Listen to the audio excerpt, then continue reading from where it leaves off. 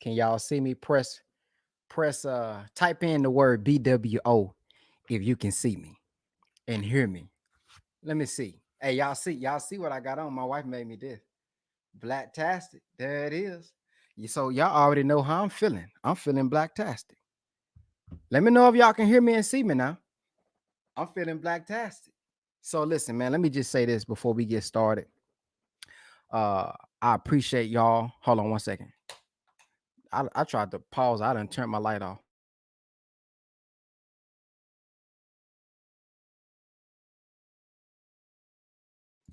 All right. First of all, I just want to thank you all of the BWO members.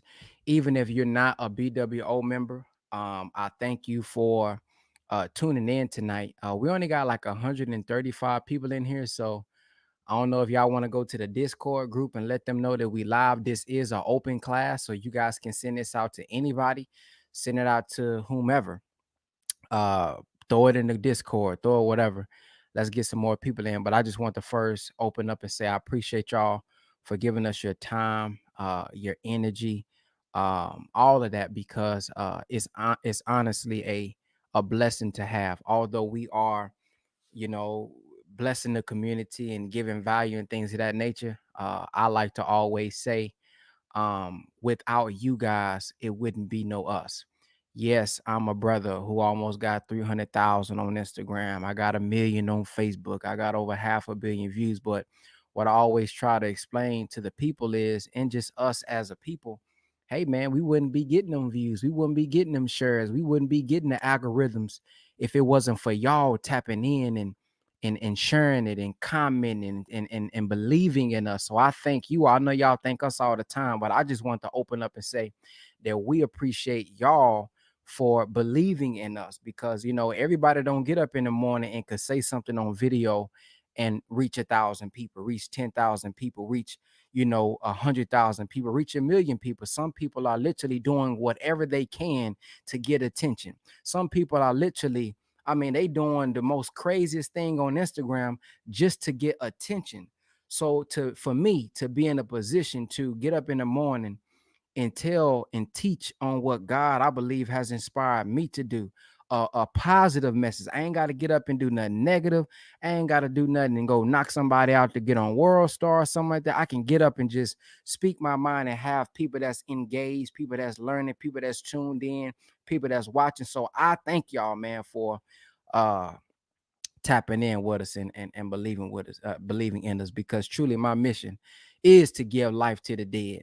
And if you guys are not raised, and I know y'all hear me say this all the time, but if you guys are not raised, if you guys are not increasing in income, if you're not increasing in spirit, mentally and spiritually, then we ain't doing nothing. I don't care how much money you get. I don't care how many cars, I don't care how many programs we make. If you guys aren't learning, if you guys aren't growing, then we ain't growing. That's how I'm gonna put it. That's how I feel, family. So what you guys can do for us in response, what you guys can do for us in return. A lot of y'all say, how can we repay y'all? Shoot, that little investment we don't put into the program. Some people say, I done already made that back in 2 days. What can we do to repay y'all? What y'all can do is just apply. That's all. Just apply. Man, my back itching a little bit, man. We've been out all day. But just apply what you guys are learning. If y'all ever notice the interviews that I do in the when I'm promoting BWO, I always say these words. Hey man, it's not about what we say. It's about what you guys are doing. It's about what you guys say about the program. Because as a teacher and a course creator, if y'all don't say it's good, then it's not good. So with that being said, I'm going to play a couple videos for you guys. And this is what people are saying about the BWO, those of y'all who are in the program. And if you guys have not tapped in and shared this link, please do so. That's why I asked about the course for the children's course. So my daughter, like I said, she then saved $300 of her birthday and Christmas money, put it away in the Bitcoin on Robinhood, and I bought her a cell phone, and now she has acquired $2,000, over $2,000. Information is powerful for Bitcoin, because it's information that a lot of people know that we don't know, and it's out there. But if you don't know about it, then you could just walk right past it and miss your blessing or miss your opportunity to better, your family, learn, yourself. like you said, the blueprint so that we can take it where you guys have left it and go to the next level. But again, I don't want to spend the same 7 years, 10 years that somebody else has done, because what does that do for generational wealth and generational legacy? It means that we're still 10 to 15 years behind. I think you just said it right there, brother. There's no more excuses, to be honest. Oh man, the first class, man, I learned that learned a lot, man. The word, like, it's 3 teams in this world. You got your consumer, your producer, and your banker. And you got common sense. Your consumer, they buy stuff.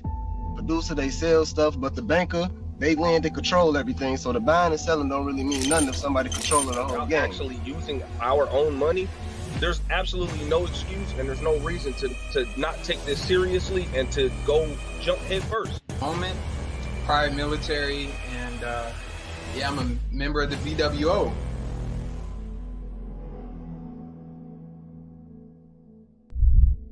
Tap in with the guy, BWO. Yes. Look, last week, my husband was on his way to work. And I told him, I said, you need to come home, because he was working at Walmart distribution for 17 years. He's been there. And I'm like, you know what? It's time to do this. We've been tapped in since day one. It definitely was a lot of beneficial information that was being said there. And I was very much appreciative, because I have been learning here and there about options, about trading, and was, on the confused side of the team. And it just laid out so much more information for me than just like a light bulb hit up, like, I was there and I watched on the 21st, but I was kind of like a little conflicted a little bit, because I'm like, am I going against my, my restrictive orders, is this gambling? I didn't really know, but my son and my daughter are already doing it, and so I'm doing it, and I went ahead and signed up today. I've been using Keys, Gold Water, and his Silver Bullet, and I be listening to you. I was listening to you earlier. I know you rap. I used to rap back in the day, but I'm just ecstatic. All praise be to Allah, like, because we don't have the mosque right now. You know what I mean? And a sister called me last night and put me on for sisters to have a little group chat and stuff like that. So I'm just like, this is it. This is, like, this is what I've been waiting for. To make sure that me and my children is right. And I ain't got nothing but love for y'all. Y'all just been coming through, and I got my notes, and I took screenshots, and I was like, wow, I gotta figure this out. I gotta learn it. It was, it's new to me, but I'm gonna get it. Are taking us into consideration, like, we have lives, we have families, we have things that we gotta pay for. So as it being, as the other guy said, crumbs, I appreciate that, because I just want to learn as much as possible, because if we're not prepared, we could be headed for disaster. So it is, because you already got access. You no longer have to try. You just got to do it. We paid the $1,800. We didn't have to pay the $2,100. We got the discount. We paid the $1,800, and we love it. We can't wait. Our mindset is already on a higher level. We already looking into the millions. We changing our foundation. Today we had our first meeting with our girls, where we actually went over our family blueprint. Come on. Yes, and we will have a meeting next week. It felt so good. We're building the foundation. We already got our girls tapped in. I'm already an entrepreneur, so I'm a nurse practitioner, but my husband, both of us got master's degrees, and as much money as we spend on these student loans cannot measure up to what we're learning with you guys. Come on. We on a whole different level. We thank you. We thank all you guys. I can't wait. I thank y'all for tapping in, applying, and getting your children involved so we can reach a whole new generation. Definitely. So we can't wait to be able to meet y'all guys in person and show you that we are definitely, we are the ones who have listened to you, and we are your example, because we're following, and we're following you guys. See, we don't have the blueprint. Yes. I appreciate y'all, man, for real. You're welcome, man. I thank you for tapping. All right, salute. Peace. Listen, man, I'm gonna be honest with y'all. Y'all growth is inspiring to me. Being in that Discord, watching all y'all work together, watching all y'all help each other come together and get those trade stations and Nadexes and all this different stuff together. It's inspiring, man. It's very inspiring. But we got a brother 19 Keys, a thought leader, a brother who's gonna make you always think beyond the norm. He's gonna hit you with a wisdom. He's gonna give you a certain thought. He's gonna say it in a certain way that forces you to look at your own life and look at that self-improvement. He ain't gonna hold no punches. He ain't trying to coddle you. He ain't trying to hold your hand. He gonna give it to you straight, and he's gonna give it to you in a way that's gonna make you become a high level observer. He's gonna make you observe what you're looking at and what you're doing with a different type of eye, with a different type of light. He gonna make you look at it with the third eye, not the physical two eyes. Oh, he gonna make you look at it with the third eye. He gonna make you go deep. He's gonna make you challenge yourself. He's going to challenge you, and that's needed. That's needed. Everything is not going to always come sweet. Everything not going to always come nice. Sometimes you need that straight talk. You need that 19 keys effect on that bad boy. It's like you say, like that big brother that's going to slap you upside the back of the head. He love you, but the way he did is like, damn, I got to come on with it.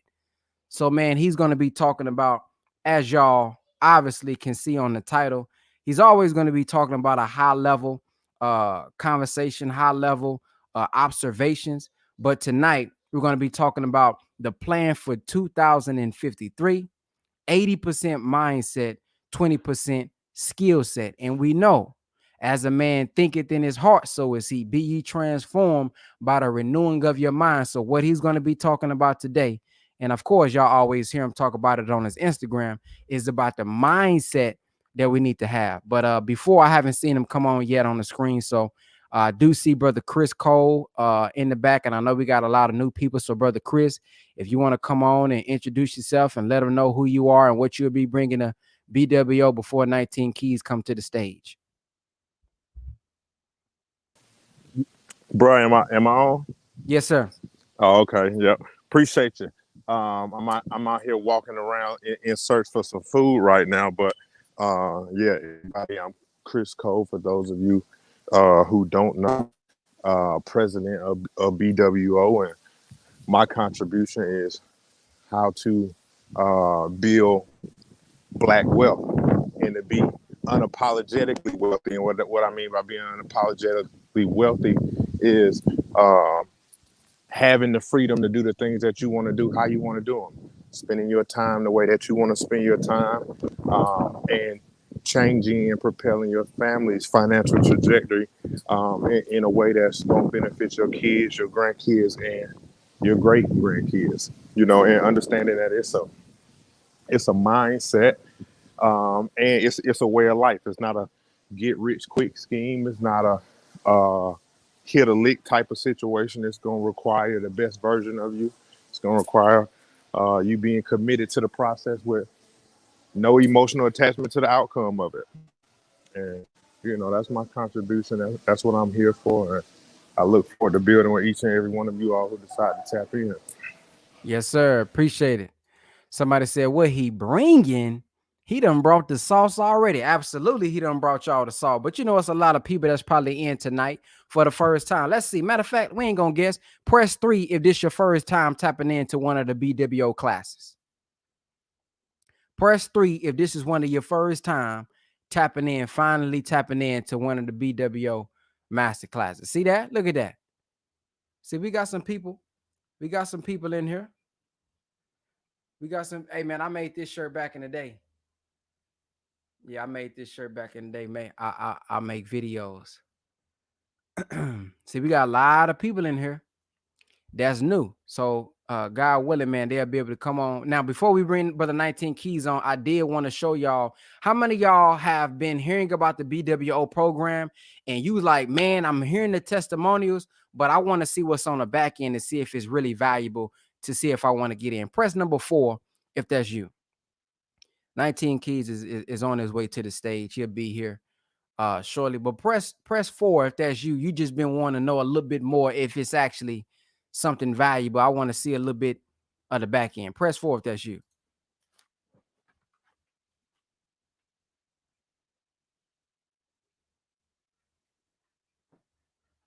We got some number 4s now. So what I'm gonna do, I'm gonna just see. I'm gonna run through the back end real quick and show y'all what's all in there. Because y'all know tonight is the last night to get in for enrollment. So I just wanted to show y'all the back end, because I'm a person who just like to show you the proof. The proof is in the pudding. You know what I mean? The pork free pudding. It's in there. So I'm gonna show it to you real quick. Let me pull up the website.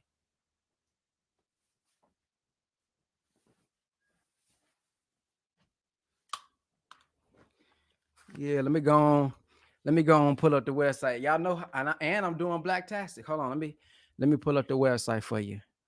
We're gonna go to share screen. So when you go to it, here, this is what you will see. Y'all see that? Yeah, y'all can share the link. Share the link out. I want to show y'all what y'all all get in BWO. So here's the replays. A lot of y'all be asking, Brother Ben, do we get access to the replays? Do y'all get? Yeah, y'all get access to the replays. So this is where you find it. You go to alignment. This is how we started. The power alignment, 5 pillars to generational wealth. This is what you're going to get inside the BWO. You can go to January. See all them classes for January? Psychology of money, day trading masterclass, BWO meetup, when Brother Chris did the portfolio management. Get access to all that. February, private banking blueprint. You get access to the crypto and option masterclass, part 1 and part 2. We can go down to the 1% trading room. That's live. So that ain't nothing for you to watch. That's live. So a lot of y'all who be asking, how do I get in? To enter the trading room, you must complete a non-disclosure agreement. Once submitted, it can take up to 24 hours before access is granted. So when you go here, look at what it tell you. Click here to download and sign the NDA. Boom. Of course, you got to be logged in to do that. 7 days. So a lot of y'all be asking, Brother Ben, but what about the crypto? Do y'all teach people how to do the crypto? Of course. Brother Chris did a 7-day trial. I mean, not a 7-day trial, but a 7-day little blueprint. Here it is. Watch this. Day number 1, getting started with crypto. Day number 2, basis of how crypto works.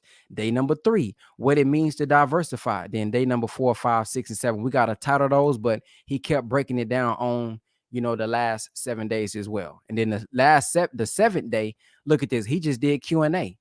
Hour and 20 minutes. We just did Q&A. He just answering questions about crypto. So your question probably done already been answered. Private banking blueprint, you can find that. This is going to be live, so you tap into that live.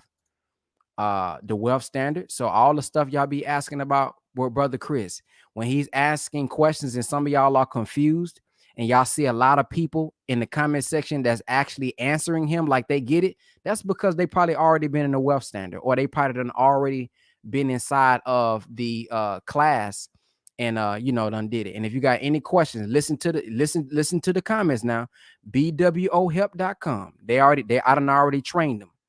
Oh, we training them. They helping me out now. They understand. Y'all already know what I'm about to say. We be overwhelmed. So go to bwohelp.com, and that's how you get your help. Then you go to the wealth standard right here. When you go to the wealth standard, you see part 1, part 2, how to get your children started with investing, how to become backed by gold, all that different stuff. It's a lot in there. Then you go down to the digital real estate. This is the digital real estate that y'all hear me talk about. This is my program that I developed. We go over exactly how I did everything that I do online, building your business online, building your brand online, scaling your business and automating. Everything is in here. And it's long videos too. All of my videos probably hour, just like Chris Nam and Jake's, and these are our videos. So y'all literally getting a whole university inside of it. Go over Facebook, all these calls here.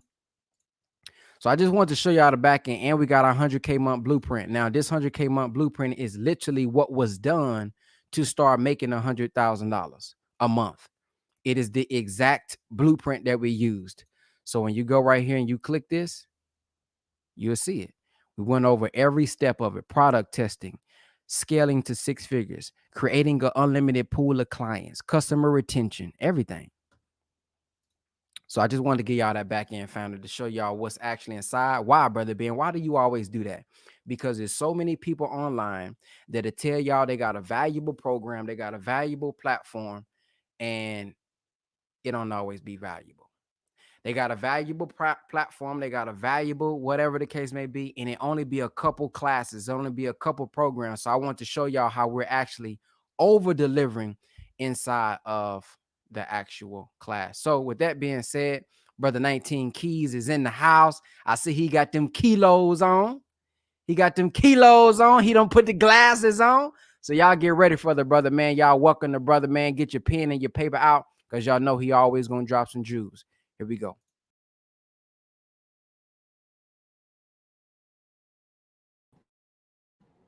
Peace and blessings, good brother, and peace and blessings to the family tonight. Y'all know y'all in for, man, a special conversation tonight, as the Black World Order always delivers. And when we having these conversations, we having them private, so you know we get to get down dirty into the nit and gritty of what's needed to be done and what we will do in order to be able to build this future. You understand me? For ourselves, and our children, and our children's children. And that's going to be the most beautiful thing that we really start to converse about this evening. The title of this was pertaining to 19 Keys plan for 2053. And it's a little deceptive because it's not just my plan, it is the plan.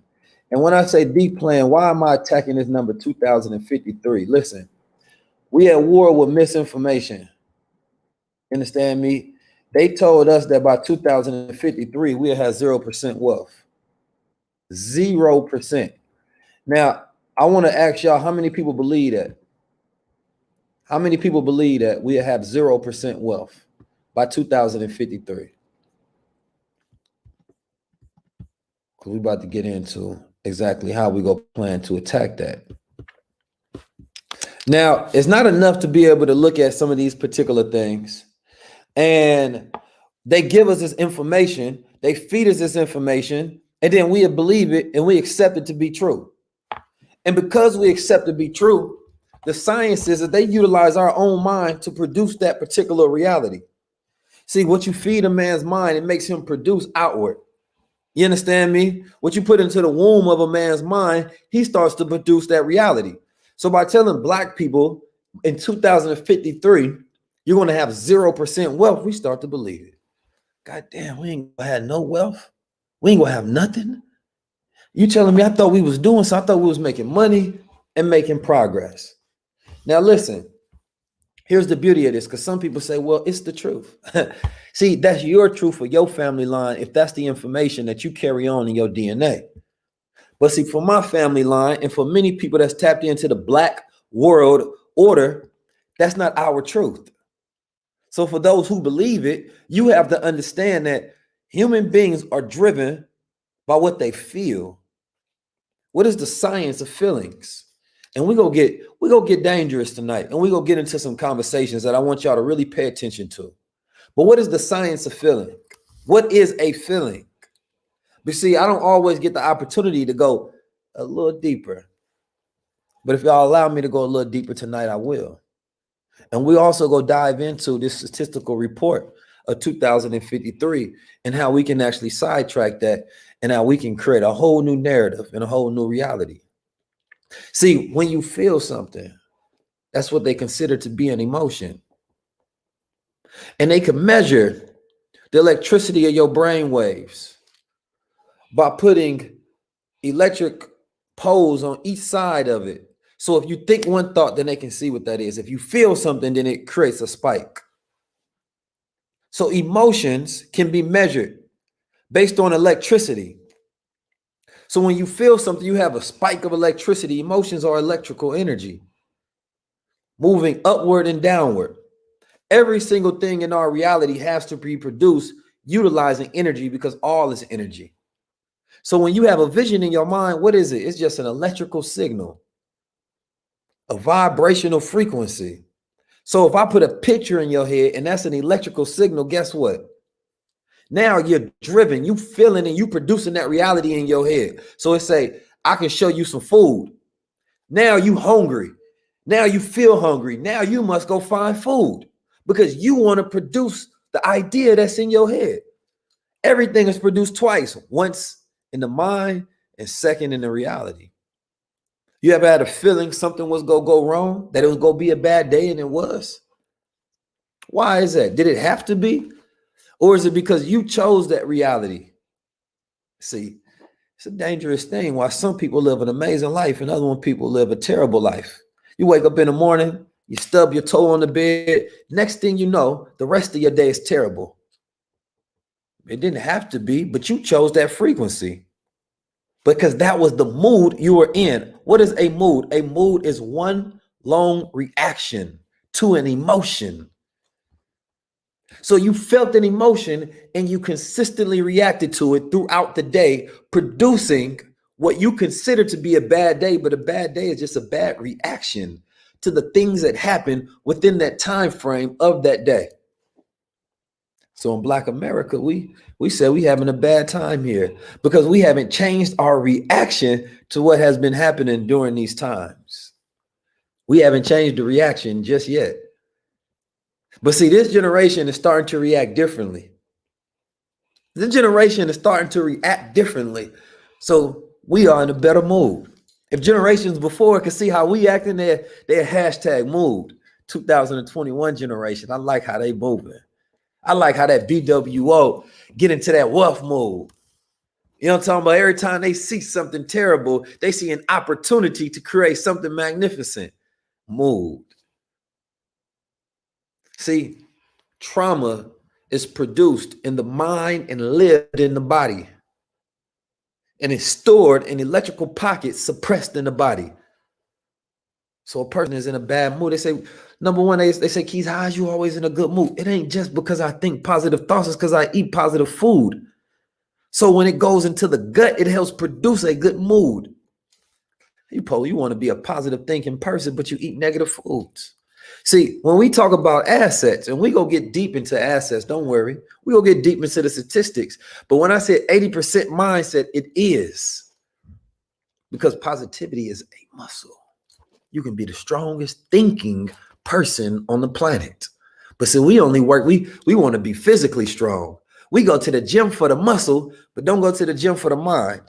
We'll pay for a membership for a monthly gym, but we won't pay for a membership for a monthly mental gym. See, it is dangerous when you only want to be safe and you don't want to be dangerous.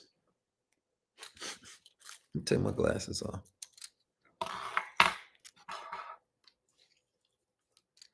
See, a solution-based thinker is one who comes up with a solution for every problem. A problem-based thinker is one who comes up with a problem for every solution. The BWO comes up with a solution for every problem. Now listen, we about to get into the statistical report. And I want y'all to listen to this very closely on what they saying on why in 2053, shit, Black America ain't gonna have shit. That's what they telling y'all. Now, if you believe that, then you're gonna help them produce that. If you don't believe that, it can't be done. It's the Black imagination that is the womb that produces all of reality. Once you feed it and make it believed into a Black woman's mind, that's it. Once you feed it and make it believe into the Black man's mind, that's it. See, I'm gonna get you. Why was Marcus Garvey, the Honorable Elijah Muhammad, Frederick Douglass, three of the most successful Black leaders of all time, if not of all time, especially in context of Black America? Why? Well, let me give you something dangerous to think about. See, each one of those leaders had their own media. Now, why is the media important? They had their own newspaper, controlled their own news. See, one of the most dangerous things that Trump did is he created the reality of fake news.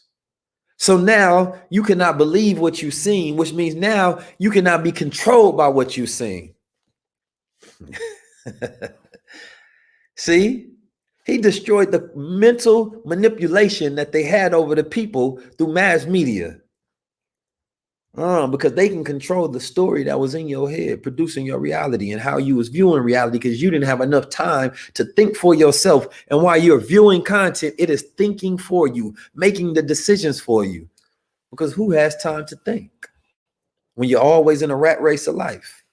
So Frederick Douglass, the abolitionist, had the media to be able to put out his own information and knowledge and curate the thoughts and ideas and a perception that Black people in America was having. Because remember, he was a learned Black man, taught himself how to read and write and educated himself into a powerful position that spoke towards the freedom of Black people in America and said that knowledge makes a man unfit to be a slave.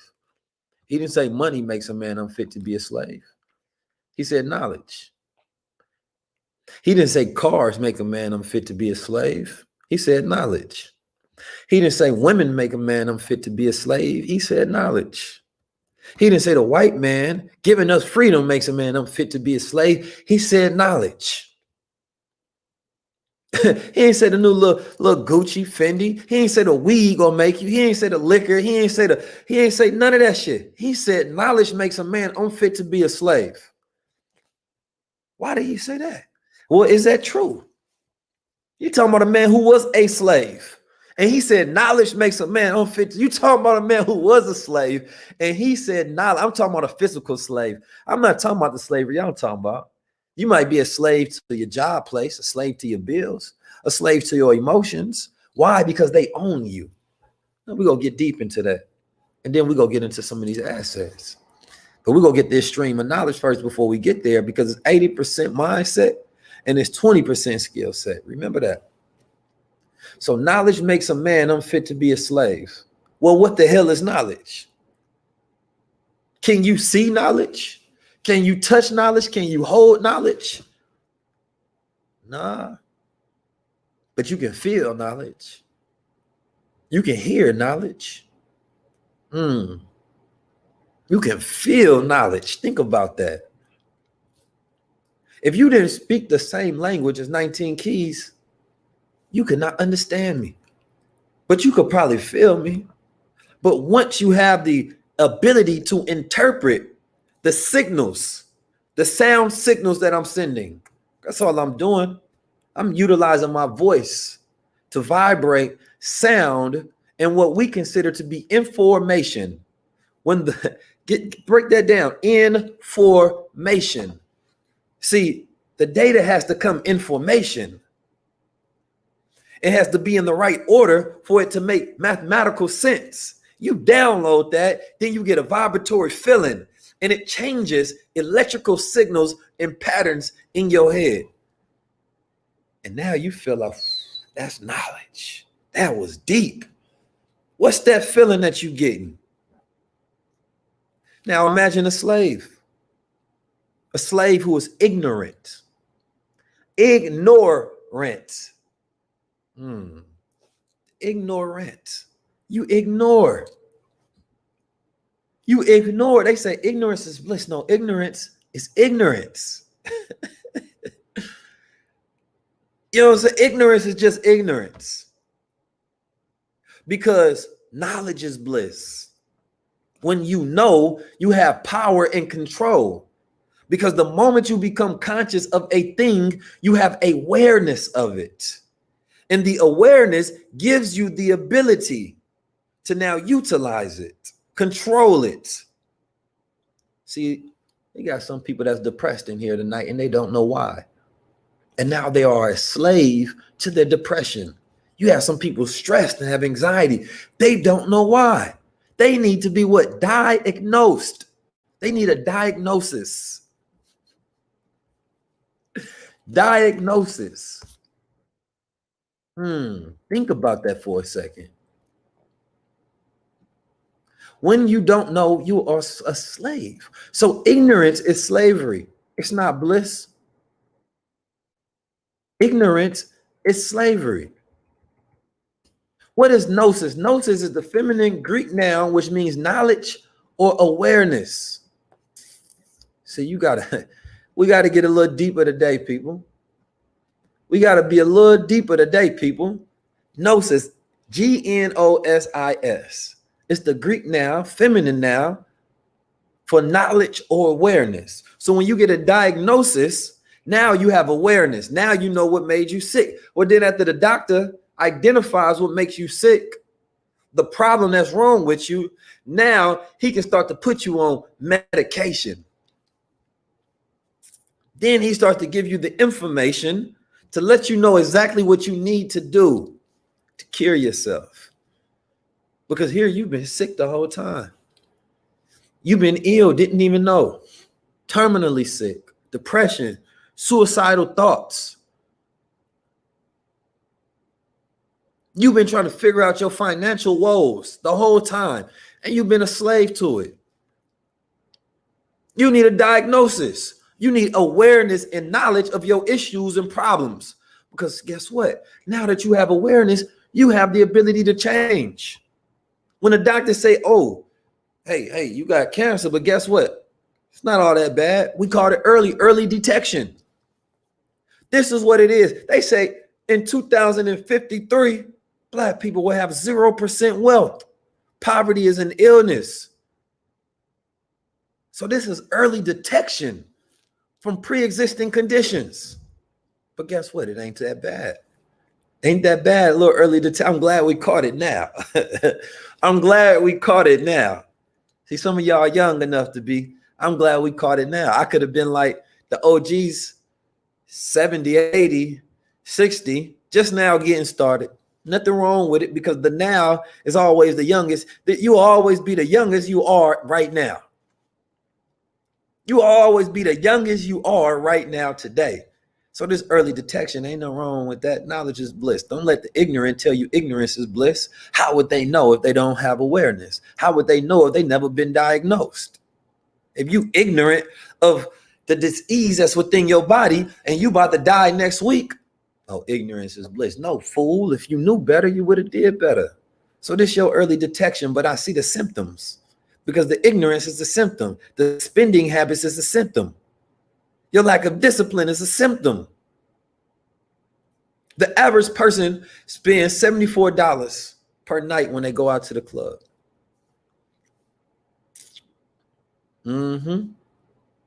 We go out not thinking upon the opportunities, not living an asset lifestyle. Now that's just the average person. That's somebody who ain't got no money. Spend a little $70.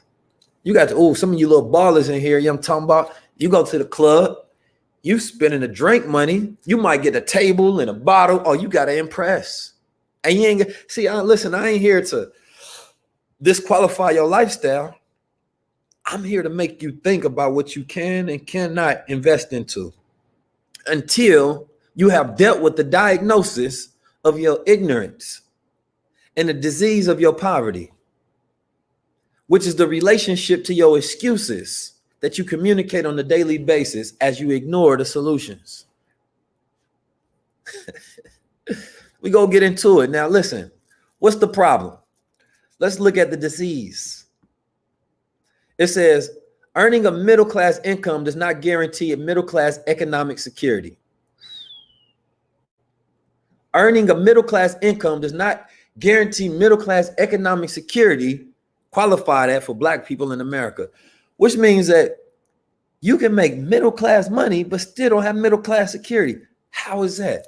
Think about that for a second. That's like you hire a Black person, hires a Black celebrity, right? He hires 5 bodyguards. White celebrity hires 5 bodyguards. This Black celebrity still does not have the same level of security as the white bodyguard, because the danger is increased. It is worse for this Black celebrity than this white one. So even though he got these 5 bodyguards, he is still in more danger of his life being taken. Let's get into it. It says earning a middle-class income does not guarantee middle-class economic security. White households in the middle income quintile, those earning $37,000 to $61,000 annually, own nearly 8 times as much wealth. $86,100 as middle income Black earners, $11,000, and 10 times as much wealth as middle income Latino earners, $8,600. This disconnect in income earned and wealth owned is visible across the entire income spectrum between these groups. All Black and brown people. If the middle class were to be defined by wealth rather than income, Black and Latinos family in the middle income quintile would need to earn 2 to 3 times as much as white families in order to enter the middle class. So that means that, think about this for a second. If that means that Black celebrity, he got to have 15 security guards while the white celebrity only needs 5 to be safe. So that means that we have to earn 2 to 3 times higher to be qualified in middle class. So while you got your white counterpart and you work in the same job as them, you don't realize that's not equality. See, we've been fighting for the wrong thing the whole time. And ain't nobody breaking this shit down to you. They just telling you a statistic. They're not giving you the analysis. So you got your activists and your revolutionaries spreading the information without giving you the solutions. Damn. Imagine that. You working with your white counterpart. Y'all getting paid the same money. Even though in America it has been proven that white counterparts for the same jobs and opportunities get paid more in America. But we're not even going to break that down. Let's say that the income becomes equal. The wealth is still unequal because we need equity, not equality. See, our issue is equity. Let's go further and dive deeper into this, and we'll go get into some solutions. Because they talking about 2053 right now. If we were to define the middle class in terms of wealth households, we need to own between 68,000 to 204,000 in wealth to qualify for the middle class. So you got to make 68,000 to 204,000 in wealth to qualify for the middle class. Under these terms, only Black and Latino households are in the highest income quintile. Those earning more than $104,509 will qualify for middle class status or higher compared to white households in top 3 income quintiles who already own in excess of their threshold. In fact, only Black and Latino households with an advanced degree have enough wealth to be considered middle class, whereas all white households with a high school diploma or higher will be considered a middle class. Damn. So you telling me little bruh that dropped out of school, little dummy kid over there is considered to be middle class, and you got to go get a high school or a college degree to be considered the same of middle class. Why? Because systemically their wealth has been created and passed through their family, so they hold more assets. We're going to break this down a little more. So we are not understood that we cannot run the same race. We cannot run the same race. Arise, we can't listen. We can't do the same thing they're doing. We got to be a little more effective than let's go get a job and a college degree. Because even a college degree just makes us a high school, or makes us a white high school dropout. That's what it does. It makes us equal to a white high school dropout. Now I know goddamn well we don't want to be there. Nah, I gotta be above that. Ain't no way, no how. I'm about to go get this college degree, go into debt, still can't pay off the debt, and still don't have as much wealth as somebody who ain't even go to college just because they white in America, because they built America off the currency and the capital of the Black body. Because we was their property. Ain't no way, no how. See, the Black world order ain't gonna leave y'all like that. Ain't gonna have y'all fighting the game of inequality. The whole time y'all been fighting the game of inequality and inequity. And ain't nobody changing the narrative. The NAACP still asking for the same goddamn thing. We still asking for the same thing because we don't understand the problem. We haven't been diagnosed with the proper awareness. So how the hell can you build wealth if you don't even know where the inequality and wealth exists? You looking at what the white boy got and said, well, shit, as long as I get what they got, we good. No, you need more than what they have. You need more than your share your fair share. We ain't here to try to give you equality. Let's get it. Let's get to it tonight. Y'all better send this. Y'all better send this and join the BWO. We gonna give you this game, man. The accelerating decline in wealth over the past 30 years has left many Black and Latinos families unable to reach the middle class. Between 1983 and 2013, the wealth of the median Black and Latino households decreased by 75% from 6,800 to 1,700. And 50% from 4,000 to 2,000. Respectively, while median white household wealth rose by 14% from 102,200 to 116,800. If the current trend continued by 2020, median Black and Latino households stand to lose nearly 18 and 12% respectively of the wealth they held in 2013.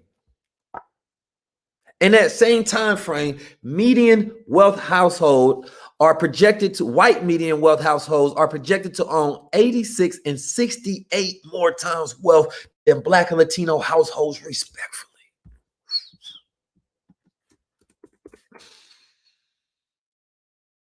That's so disrespectful. And they keep saying respectfully in this article. That's so disrespectful. 86 times more wealth. By 2024, median Black and Latino households are projected to own 60 to 80% less wealth than they did in 1983. Now, wait a minute. We're going to stop right there for a second.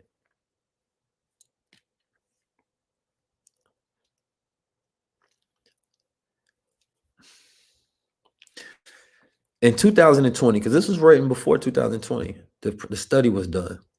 Now, in 2020, the poor class lost way more than that, because this doesn't even take in account. I'll send the article. You got to be a part of my text link, and I'll send it. 323-577-6692 to y'all. Put in the comments for the good sister. This don't even take into account the pandemic. This does not take in account the pandemic.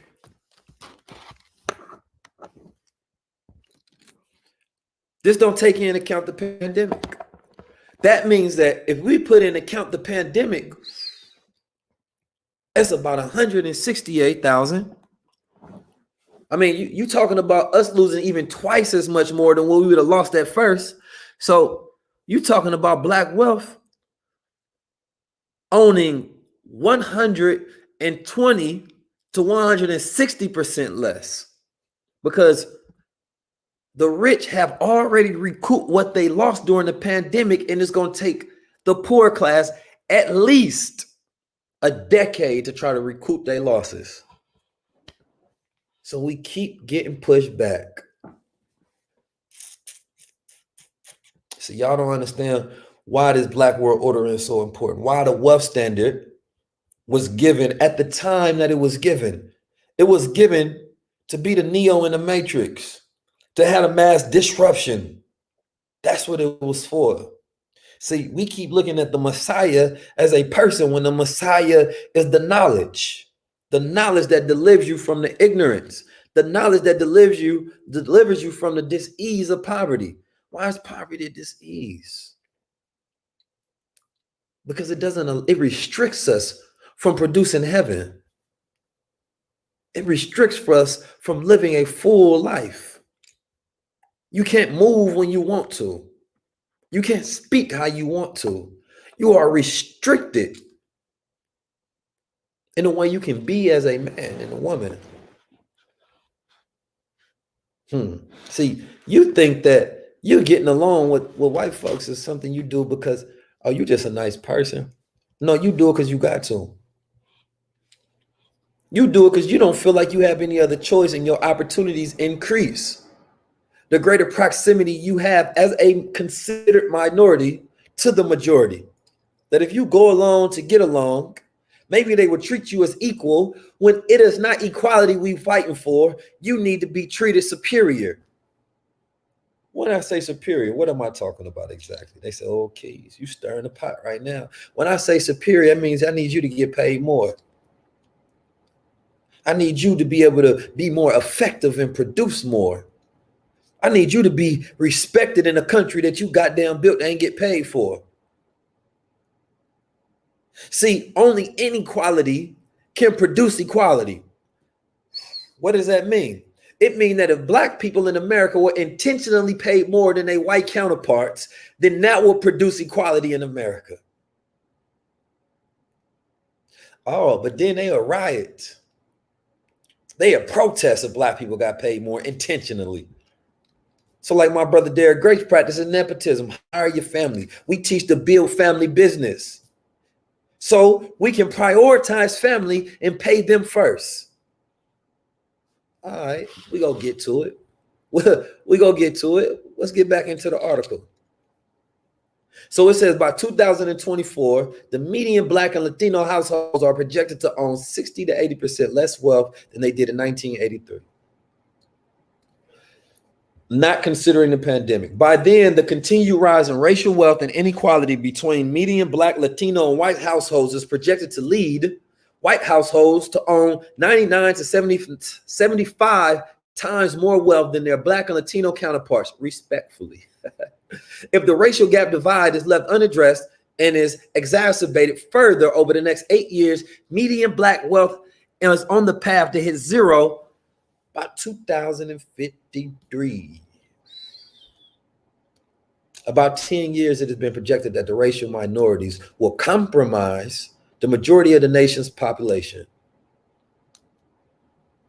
Median Latino household wealth is projected to hit zero 20 years later.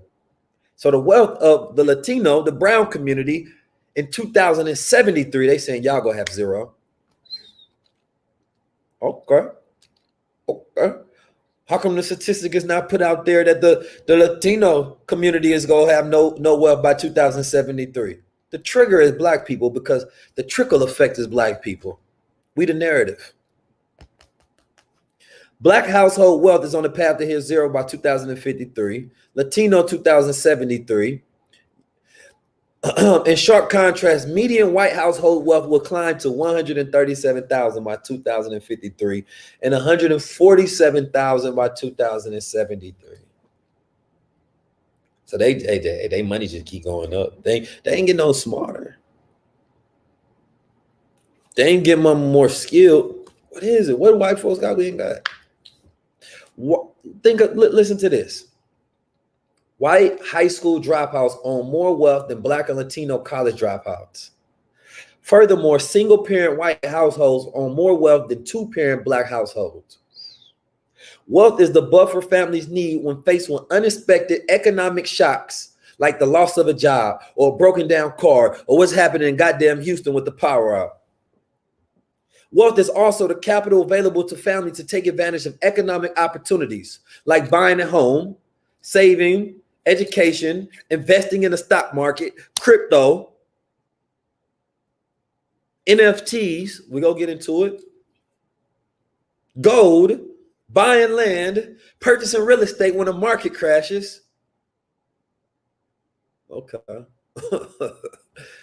But if you ain't got no excess money, you ain't got no wealth, you can't even participate in wealth. See, it locks you out from the conversation and our opportunities. Let's get into it. White families in 2011 in the lowest income quintile, those earning below 19,000, still own 15,000 in wealth. Damn.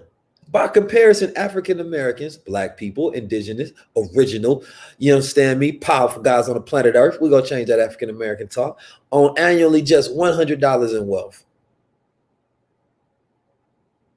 Hold on. Let's run that back. White families in 2011, those below 19,000 still own 15,000 in wealth. By contrast, original people in America making less than 19,000 annually own just $100 in wealth. So that's why y'all want the wealth standard to be free. Overall, research has found that this pattern holds across the income spectrum.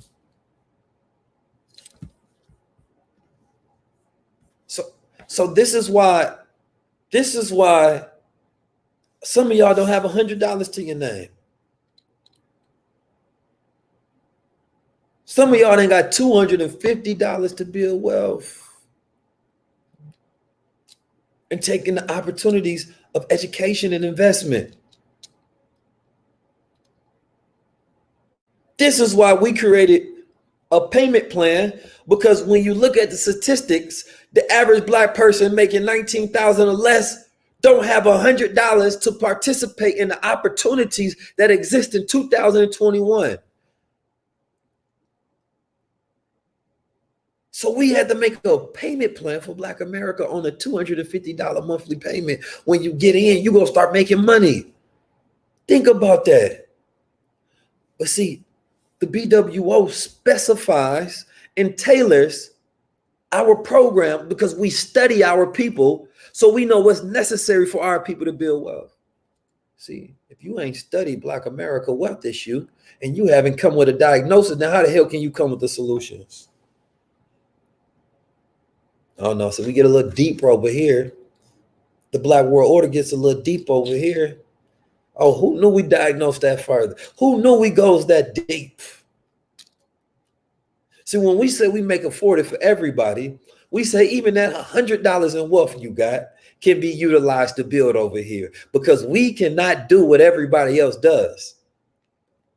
We can't take it and charge you just $1 million because it's worth it, because we look at the problems we've diagnosed.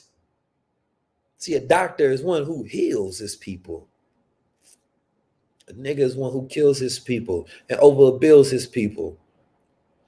Give him weed and drink so he can just chill his people, because you don't have the same emotions to feel your people, and you ain't got the knowledge to help fulfill your people.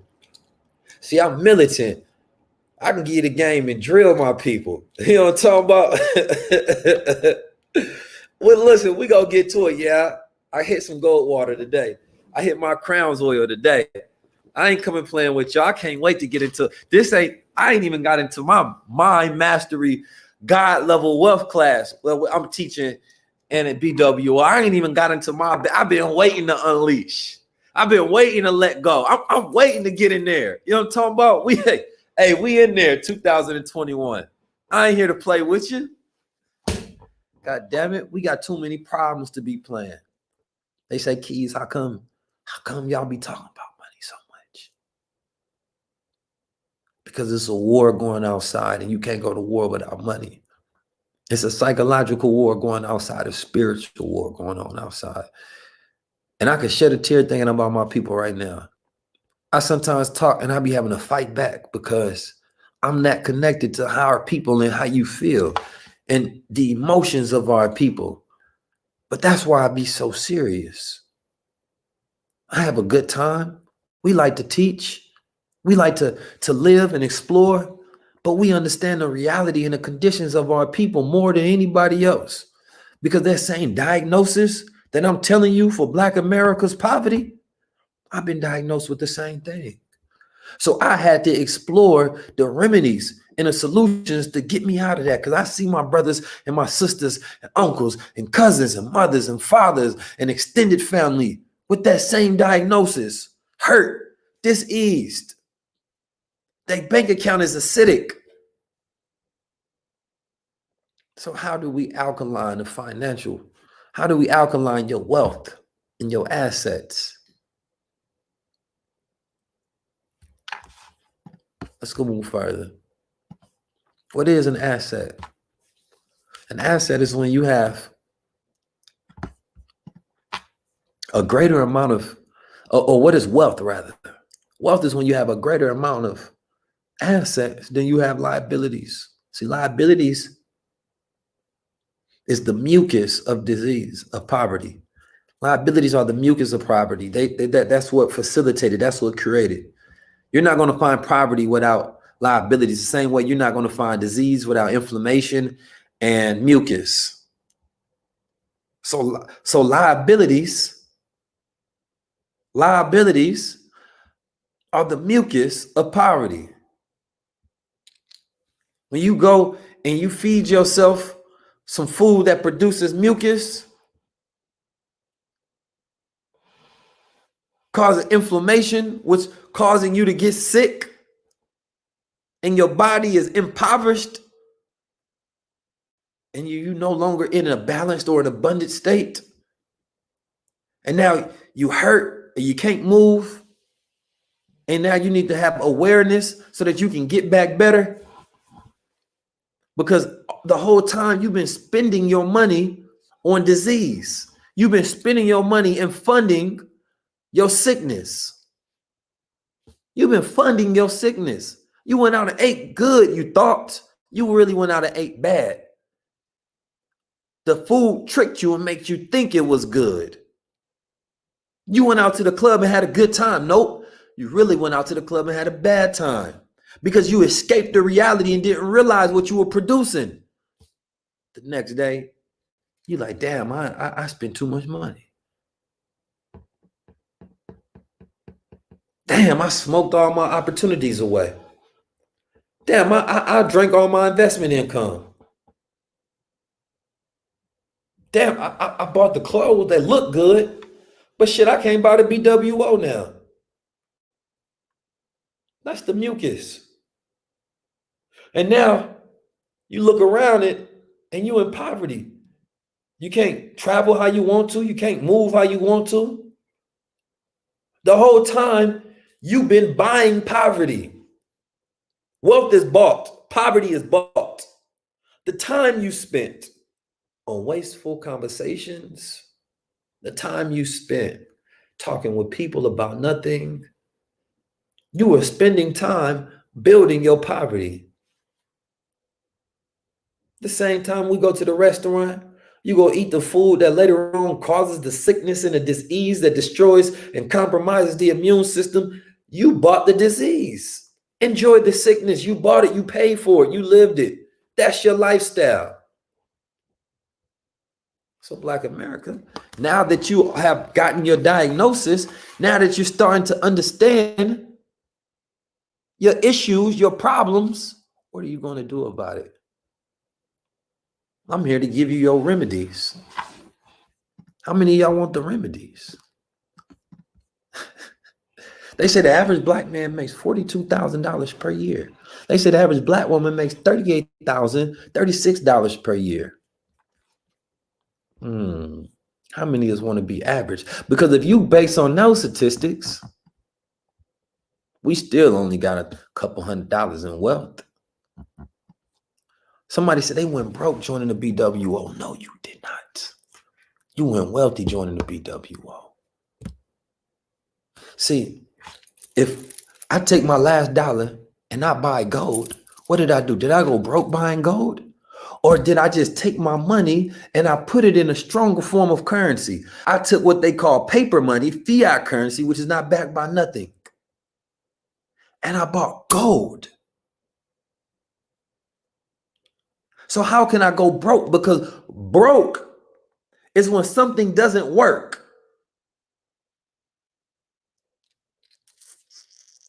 You look at a clock and it's telling the wrong time, it's broke.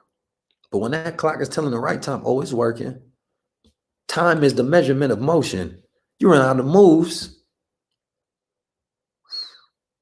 Only dead men don't move. So a working man and woman, when you're constantly working on yourself, investing on yourself, then you're working.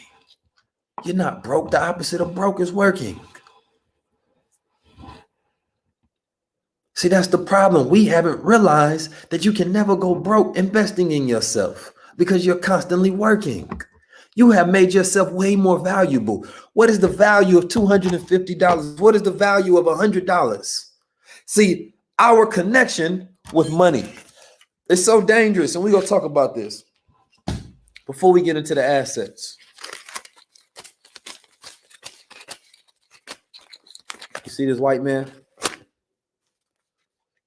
They want to replace him with Harriet Tubman. What's his name? Andrew Jackson.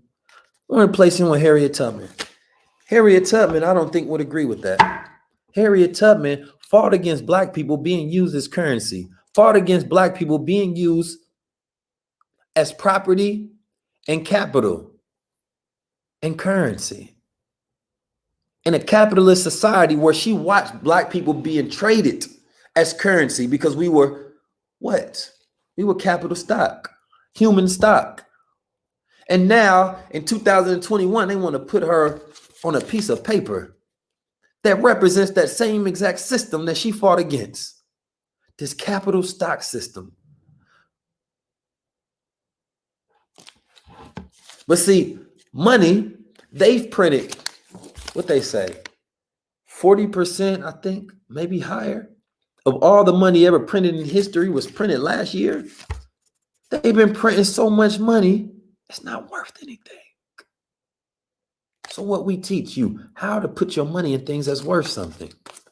Your goal is to find as fast as you possibly can to take all your money and take it out of fiat currency.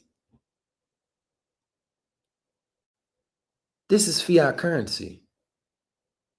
Now, another dangerous thing about this, money buys things of value. So if I can take this money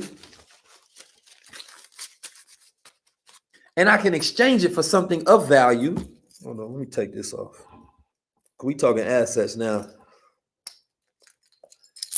I'm gonna take this dollar and I'm gonna exchange it for something of value. But then I get the gold and I sell the gold man go appraise my gold. He gonna appraise my gold. The gold he appraising more than what I paid for. Why? Because it's worth more than the dollars I exchanged for it. Then I'm gonna go get insurance on it. See, I was talking with DG. DG first prompted the game on me. I'm gonna go get insurance for it. If I ever lose it, I ever get robbed for it, I'm gonna get more than what I paid for it. And then if the gold goes up, then the money is worth more now. But this is what they call real money. This is called paper money. We've been taught to chase paper money with no value, and we haven't even learned how to exchange it in a form of real money. Think about that for a second. So we've been taught to chase the thing that buys value instead of creating value itself. How many people seen where we had all of those buy gold companies in the 2000s? Everywhere we went in the mall, buy gold, buy gold, buy gold. If the retail market for gold was so high, why the hell we selling it all? We sold it all to the Arabs, sold it all to the Jews, to the Asians.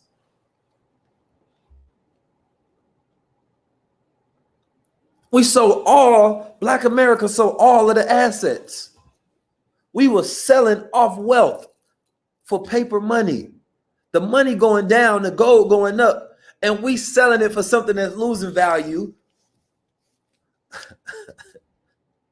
We selling a thing that's gaining value for something that's losing value because we didn't have a wealth standard.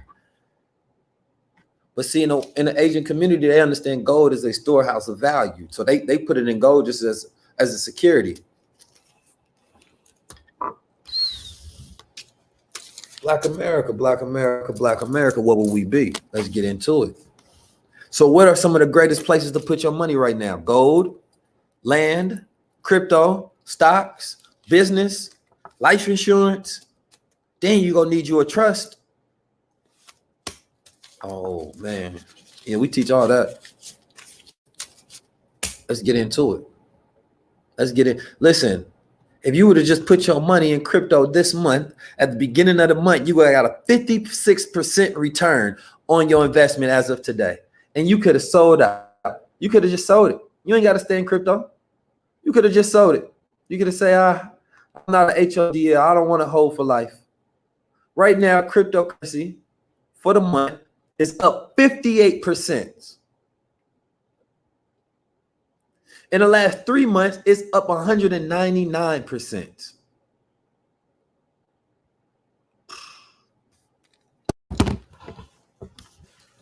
See, it is our ignorance. See, we ignoring the solutions. It's not that they don't exist. Now that you've been diagnosed with poverty, how you continue to ignore it? You have the knowledge, you have the awareness. That's what the diagnosis was. The medication was saying, look, I need you to look, you're impoverished. I need you to invest. No. This is gonna get rid of the sickness. I promise you, we need you to change your lifestyle. The doctor said, listen, You eating the wrong way. You got to stay away from certain mucus causing foods. You got to stop spending your money in certain places. You're sick right now. You can't do this. Invest here. Invest there. Yeah, this gonna help cure your poverty. You ain't want to listen. You say, no, I'm gonna think about that. I need a little more. I need a little more knowledge on this to invest. I need a little more knowledge. Whole time you calling your Uber on your way to your favorite restaurant about to order some drinks, and before you had to call your weed man so you can smoke a little bit, and then you pull it over with somebody. You got the girl that's coming on. You about to pay for her meal too, so you paying for both of y'all poverty experience. Paying for both of the poverty experience. Both of y'all been diagnosed with poverty. And the bro, he making $100,000 a year. He think he ain't got the diagnosis too. Oh, you think you ain't got poverty too? No, you got it too. You got it too. It's just gonna take a little longer for your system to catch up. Matter of fact, yeah, it might go faster because you're spending your money even faster. Come on now. So I met some brothers. I'm talking with them. Bro tell me he got $1 million or whatever, but it's all in cash. It's all in cash in a savings account, making an annual 1.7, 1.8 based on the banking industry that give you 1.7, 1.8. You understand me? Interest on your money. Whole time inflation, meaning the price of things is rising. So you losing the value of your money, the ability for your money to buy value. Because if gold is, if at one point in time there was a paper dollar called $20, and there was gold equivalent to that 20, and you can exchange that for, let's say the ounce of gold was 20. So I'm exchanging that's equal. Then gold started rising. Now it's 30, 40, 50, 60, 70, 100, 1,000.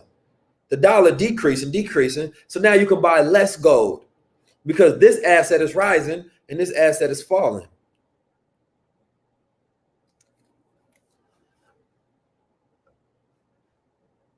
Whole time we didn't know. Nobody told us. Nobody told us how to think. Nobody gave us wealth standard information. Nobody told us how to think like the 1%. Let's get into it, man. We're gonna get into it, man.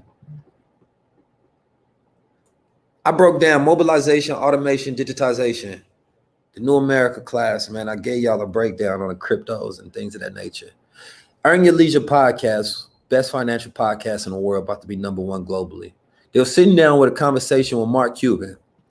And in that conversation with this billionaire, Mark Cuban, they start talking about NFTs. NFTs are non-fungible tokens. What are non-fungible tokens?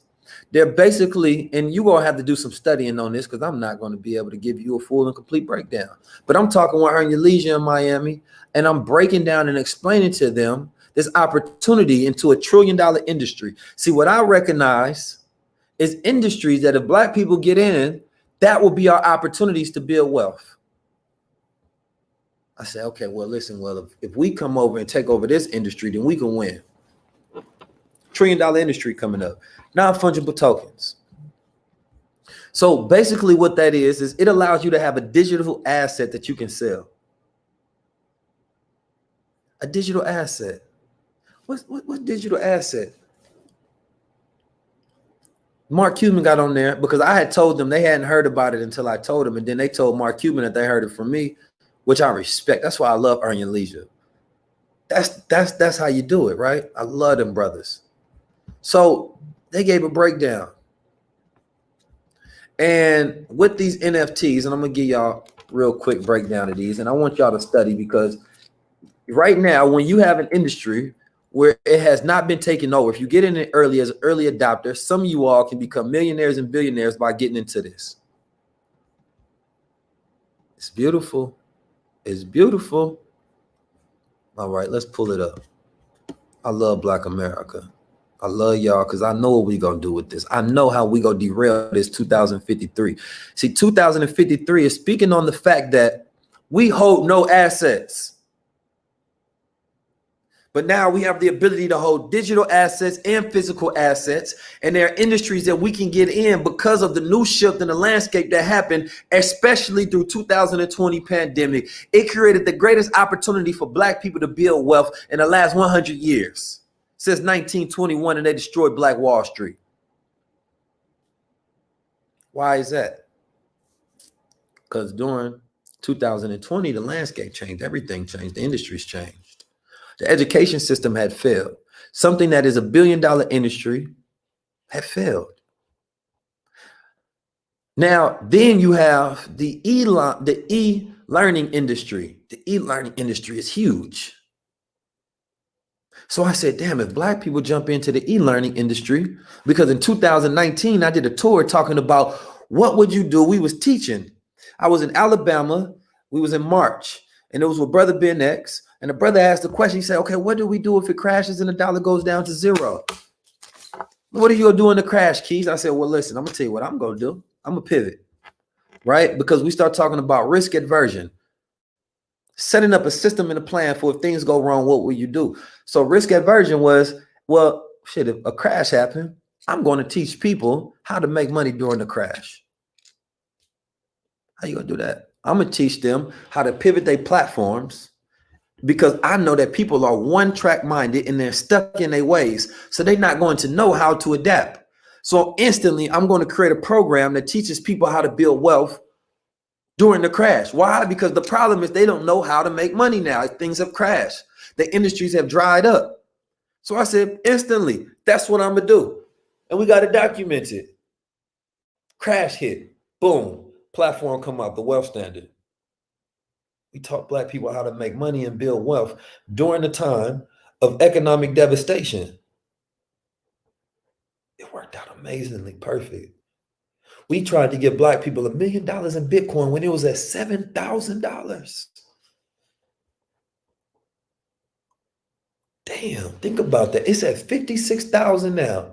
So that $1 million is something like 20, 30 million that we tried to give away. And because Black people didn't realize their diagnosis of poverty, then they were ignorant on taking the medication and the solutions towards it.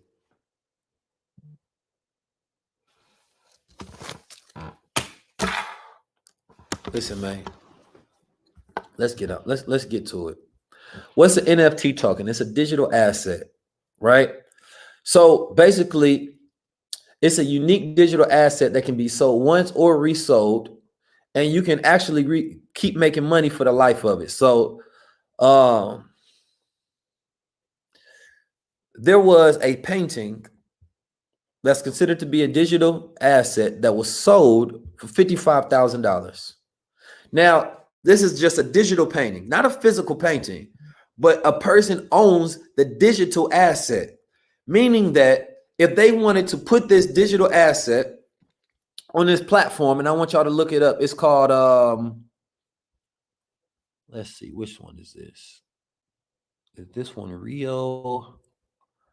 I think it might be Rio. No, not Rio. I'm gonna get y'all the right one. I'm gonna jump into this platform and I'm gonna investigate, but I'm gonna go ahead and give y'all this one now. It's called Rareable. So this is the one that Mark Cuban was talking about, and I just put it on my page. It's called Rareable. So Rareable allows you to take something. So let's say he took a digital picture, he put it on Rareable, it's sold once. Then it has the ability to resell on there. So somebody bought it, then they resold it because they now have partial ownership. So you can have a digital asset that you sell, and you allow a certain amount of people to have partial ownership of that digital asset, right? And y'all got to do your own research to understand. Now, the difference between this was the fact that every time it resold, you can set whether you want 10%, 20%, 30%. You understand me? Commission every time it sells. So, it's called Rareable, not wearable. Rarible, and it's on the Ethereum blockchain. And y'all gonna have to do some studying on this. So for all my artists, all my peoples out there, there's so many different ways that this thing can be used. And there's going to be the first billionaire in that space, the first millionaire in that space. It's so fresh, it ain't even happened yet. But if we don't ingest the opportunities, then every other community is going to get rich off of it. And we gonna be like, damn, I want to get into that. That looks cool. We become consumers of the opportunities that people who have wealth take, because guess what? We are in a different type of economy. Meaning that the wealth exists in the access and the time. How you spend your time will determine how you build wealth. See, if you don't have the money, then you need the mindset and the skill sets, and you need the access. See, in the BWO, we give you access, which allows you to build wealth. So you don't have access to $100,000 in capital. But guess what we did? We took $100,000, which normally only the middle class Black households could afford, and we gave an education to all of Black America, regardless of how many assets you hold, how much wealth you hold. So now everybody has the same level of access, and access is the new wealth. This is why I say this all the time. When we give each other access, we allow each other to build wealth, meaning that if the problem by 2053, we have 0% wealth, we have to run a race faster than everybody else. So that means we have to be more effective. If we work the same job as a white person, we are only still working ourselves into poverty. If we do the same job as everybody else, we're still only working ourselves into poverty. So we can't just be efficient at what we're doing. We got to be more effective. Effectiveness is measured by decrease amount of time, but go a faster distance, a longer distance. So that means that we have to go a longer distance by 2053 than everyone else, which means that in the education space, whether we learn and we jump in that and we become innovative in that space, in a $1 billion industry that's growing, in the digital asset space, we need to learn every single thing we can about blockchain. We need to learn everything we can about this NFTs. And if you don't want to directly get into it, you can invest in those who are invested into it and hold tokens, whether they're stock companies, whether they're blockchain companies, whether they're gaming companies. See, this gets deep when we start moving in different ways. And we start giving this information to our people throughout the year so they can make the smart decisions that the average person that's diagnosed with poverty don't have the remedy for. And it's not because they don't have access to it, because we just showed you that even a person that's making $19,000 a year and that only holds $100 in wealth, which only has the buying power for no opportunities, we now gave you the buying power of a middle class Black family for opportunities. You can now have the same education opportunity of a middle-class Black family. Matter of fact, the wealth standard is so powerful. The access that we give you is for that 1%. Let's get back into it. So which ones should you be getting into? Should you get into gold? A comparative analysis of gold and land or cryptos, right? So it was said that gold has to be mined, right? They say there's only so much gold on the planet. Now, the thing about gold is if the dollar really goes down to zero and it ain't worth shit, people gonna want to mine more gold. You gotta get all the gold. And there are gonna be more mined gold because there's gonna be more energy put into mining the gold, right? Now, over the years, in the next 120 years, Bitcoin will continue to be mined, and at one point, Bitcoin will stop. Only 1.4% of the world own all the Bitcoin so far, which means the rest of the world, the same way wealth always matriculates, because it seems like a lot of people that's in it, right? Until you look at the fact that there's a very small percentage of people who trade cryptocurrency. See, this is how wealth is transferred. This is how wealth is transferred.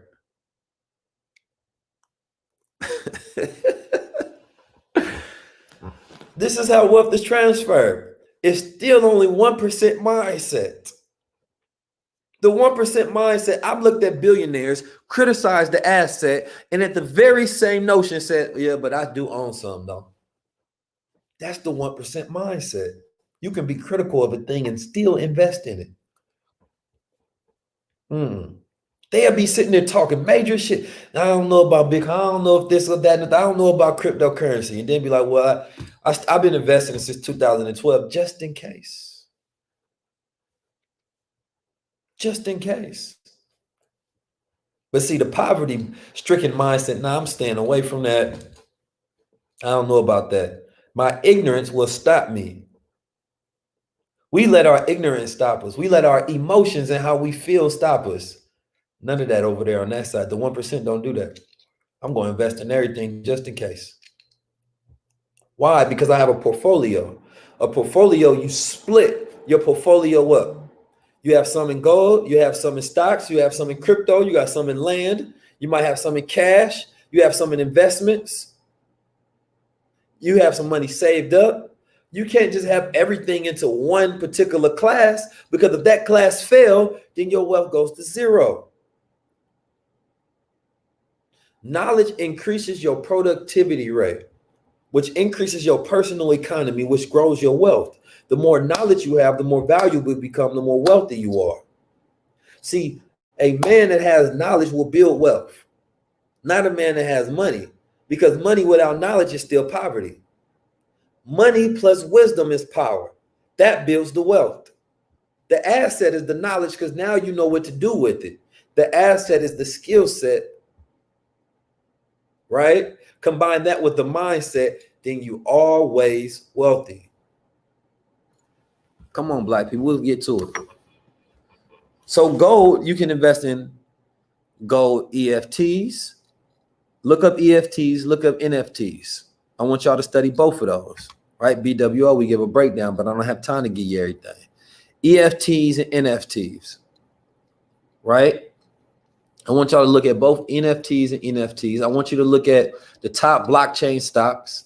When you see cryptocurrency going up, there are other what they call EFTs that invest in a bunch of cryptocurrencies, right? And blockchain technology. So when they going up, then those companies are going up. I made some money on what they call an option trade, for those who don't know, because I invested into one of those companies thinking that it would go up, and it did. I was right, because I looked at the connection between these things. Wealthy thinking. See, the most powerful thing is rulership. Remember, I talked about the first part of this, and I've been giving y'all a breakdown. The breakdown was slave ship. Slave ship is when you own by your emotions, feelings, habits. When you're owned by debt and everything owns you, you control nothing. Oh, I'm feeling sad. I hear women all the time talking about, I'm feeling sad. And you just let yourself be sad. You just owned by that emotion. And the breath try to tell you, well, you don't have to be sad. The person try to give you a positive mindset. Well, you ain't got to be like that. And you don't even want to jump out of it. You just want to own the emotion. You just want to be a slave to it. Oh, we're going to talk about credit in a second. I'm going to give you a different analysis. Because I just seen MicroStrategy, which is one of the largest data companies in the world, say that they looking for $900 million of debt, which their credit, to go buy cryptocurrency. Now think about this amazing flip. Imagine if yesterday you took $900 million and you put it into cryptocurrency, you put it into Bitcoin, and today it went up 2-3%. You have enough now to pay back that credit and keep the profit. Oh, the big boys is playing a game that the little boys don't understand. Imagine if you take your credit, you take your money, you fix up your credit, right? You get somebody line of credit, then you go ahead and get you a loan for $50,000, $100,000, and you go invest it in the right way. You can fuck over your credit. You can go bankrupt. But see, if you go take your credit and you go buy cryptocurrency, now I'm not telling that's what you should do, because everybody don't know how and educate themselves. But credit is not real. Credit is just numbers, digital numbers. It's not even real. If you would have took your credit in early 2018, 17, 19 and bought gold or crypto, you would have been able to even go into debt if you wanted to and pay that debt back plus some and be profitable. But we got imaginary money, which they call credit, right? Which is a promise to pay later. Debt is an owed later. When you got credit, I give you credit for it. You're paying later, but you will buy something real. So imagine if you went and you got credit and you bought gold. Now, gold is real money. Credit was just some fictional digital money. It don't exist, but you bought something real with it. Your credit went to shit, but you still got the gold that continues to go up. You took $100,000 in credit, and instead of buying a car and a loan and a house, you put it into an investment. The investment went up.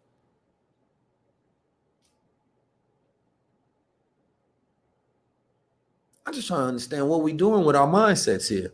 The rich is telling you that you got billionaires borrowing money to buy assets. Why wouldn't you take something that's not real to buy something that is real? Think about that for a second. You can go buy a trade line. You can spend the next 3 to 6 months building your credit up. That's what you want to do. All I'm talking to you about is strategic thinking. And I'm about to give y'all a list real quick. I'm about to give y'all the list. I ain't even get into everything. I'm gonna have to teach all of the deeper stuff in VWO because I'm not gonna be able to spend another 2 hours. I'm in Puerto Rico and I got to get out and go enjoy myself a little bit. You know what I'm talking about, man? I'm out here in Puerto Rico and I'm out here teaching the people because it's the 19th and I got a responsibility.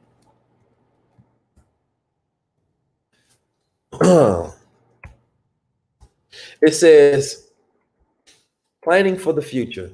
Future planning is not an African thing to do. In most cultures, in the African language, there are no words for near future because the African psychology / culture and spirituality is about the present, being present and enjoying the present. But this serves a problem for Black people in America and may be at the heart of why we have been losing the developing race, simply because we don't plan. We aren't naturally adapted to think 10, 20, 50, or 100 years in the future. This is an article I wrote a couple of years ago. Therefore, we don't control our future. In America, this is a losing mentality because the Western culture is not based off our psychology or spirit. It is that of the Eurocentric mind. They plan so they can remain the so-called supreme and in power. The day we begin to live in the now and plan ahead is the day we begin to control our future. Since our future is our present, we must stop thinking we have no power over it. It's what we do right now today that makes the difference. We often concern ourselves with statistical analysis that make us think we have no control, but the control of tomorrow lies on the power of today. We must plan for the future of now. Let's not say we will start saving money. Just say, I save money. Present tense. Not say I will stop eating bad foods.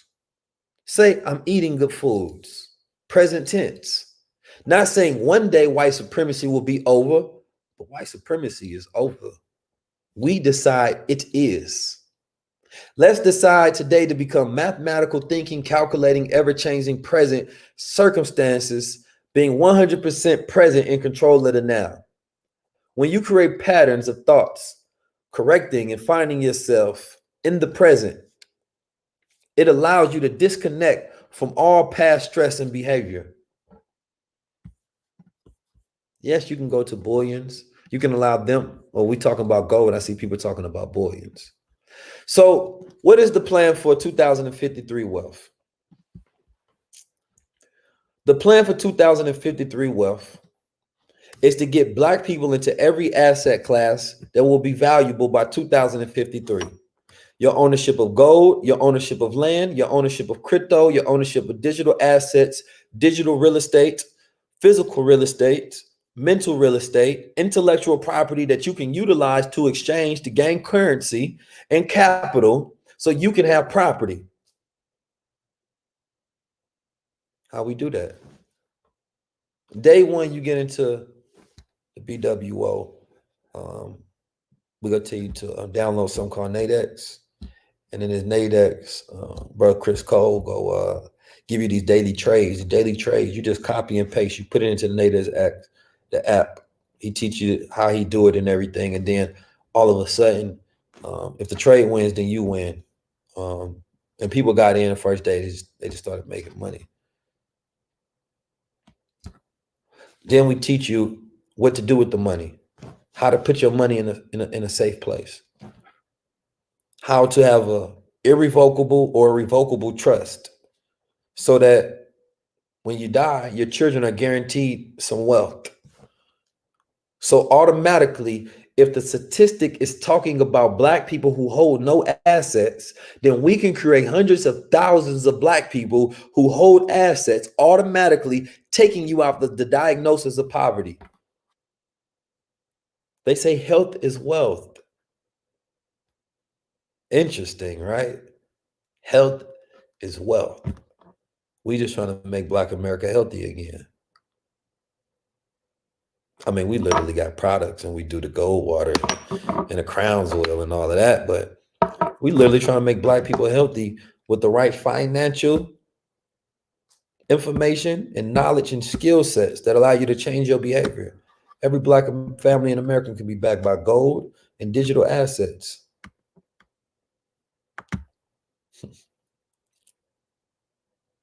It's beautiful, right? It's beautiful. How many of y'all are BWO members already? Press 1. Not only that, I got so much that I'm going to give to our people for free once you join the BWO. And this game that you go get, it will put you above being average, and it will make you above average 1% thinking, God level mindset holding individual. You understand me? It will make you strong-willed with a defined sense of purpose so you can cultivate a strong will.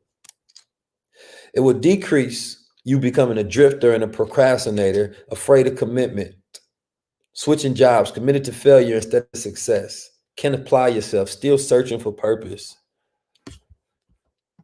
We're going to end the idea that you need to be searching for purpose.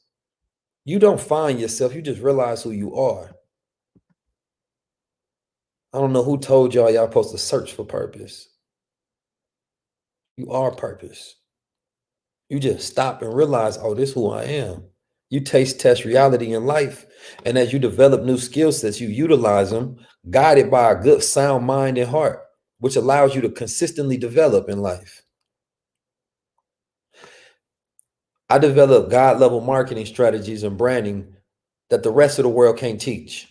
They can't teach God level marketing. They can't teach you the ecosystem of branding and organic marketing at a level that we do at all. Imagine one of them regular entrepreneurs trying to crown you.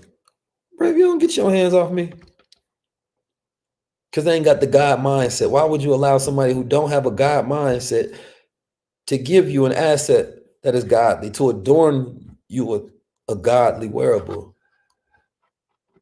You can't do that.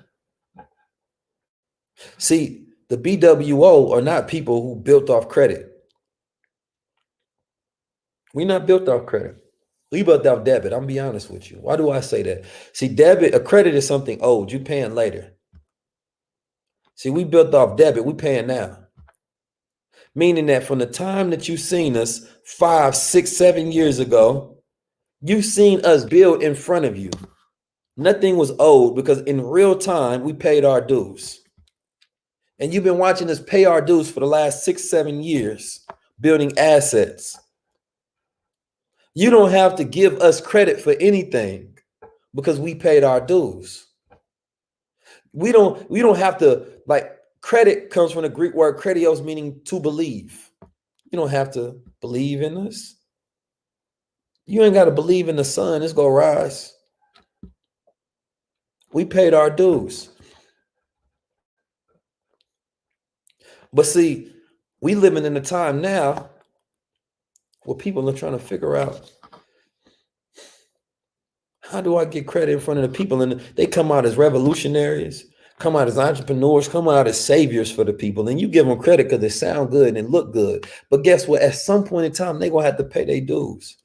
And you're going to have to see they stand up. Next thing you know, they're standing next to a white man. You're like, God damn, man. You see them not participating in that revolutionary thought process that you thought they would have. And now you feel like they owe you because you gave them credit for being something that they wasn't. From day one, we paid our dues building up who we are, not owing nobody because we paid with debit. Meaning that as we went along, you seeing us building, you seeing us traveling around the world, learning, increasing our productivity, increasing our knowledge and our value. It's nothing to believe. You're going to have to work very hard to disbelieve somebody who paid it all up. You ain't got to give us credit. You got to give everybody else credit. And hopefully they able to pay their bills to Black America because y'all believe in them right now. So let's go with this last list. So as I say, access is the new wealth, right? The most, and I want y'all to write all of these down because I'm going to be finishing up soon. These are the most valuable skill sets within the mindset that you must have going forward into the future until 2053. Number one, you need to help develop your intuition. Have emotional intelligence.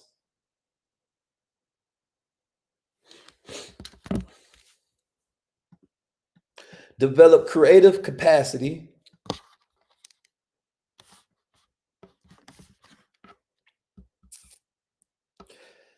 Imaginative strength.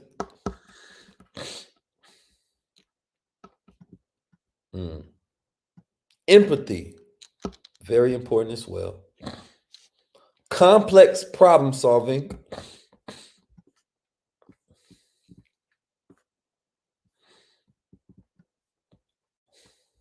Negotiation skills. Judgment and decision skills. See, some of y'all go ignore this list, and I really hope you don't. I really hope you don't. Yeah, if you go look at my list, I got over 5,000 notes because I write down a lot, and my mindset is intentional. I work on my mindset a lot because I don't want to be messed up, bad, and bougie. And this is going to be important how you raise your children too. Coordinating with others. Now, just think about that last one I just said. Coordinating with others. What did I do in the BWO? I coordinated with others.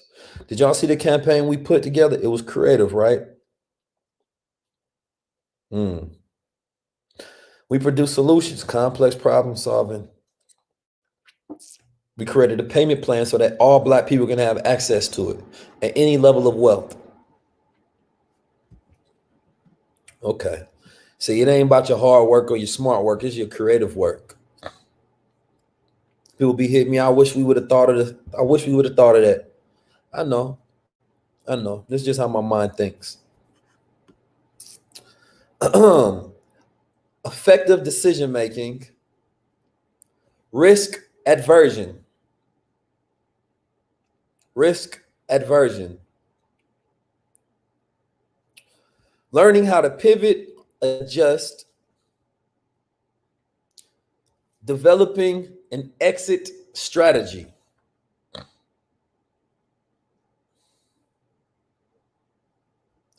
Planning for expansion during contraction.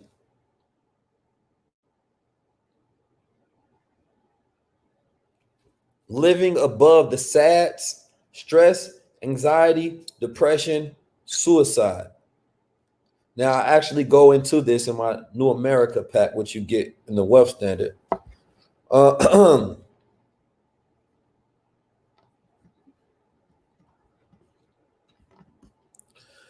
Learning how to automate your business.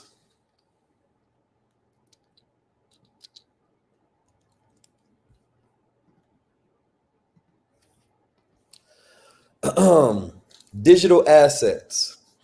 These are things you need to learn.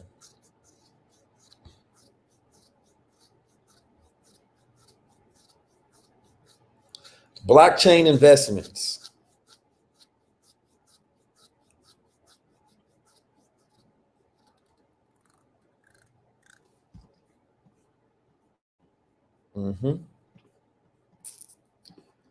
Family business plan.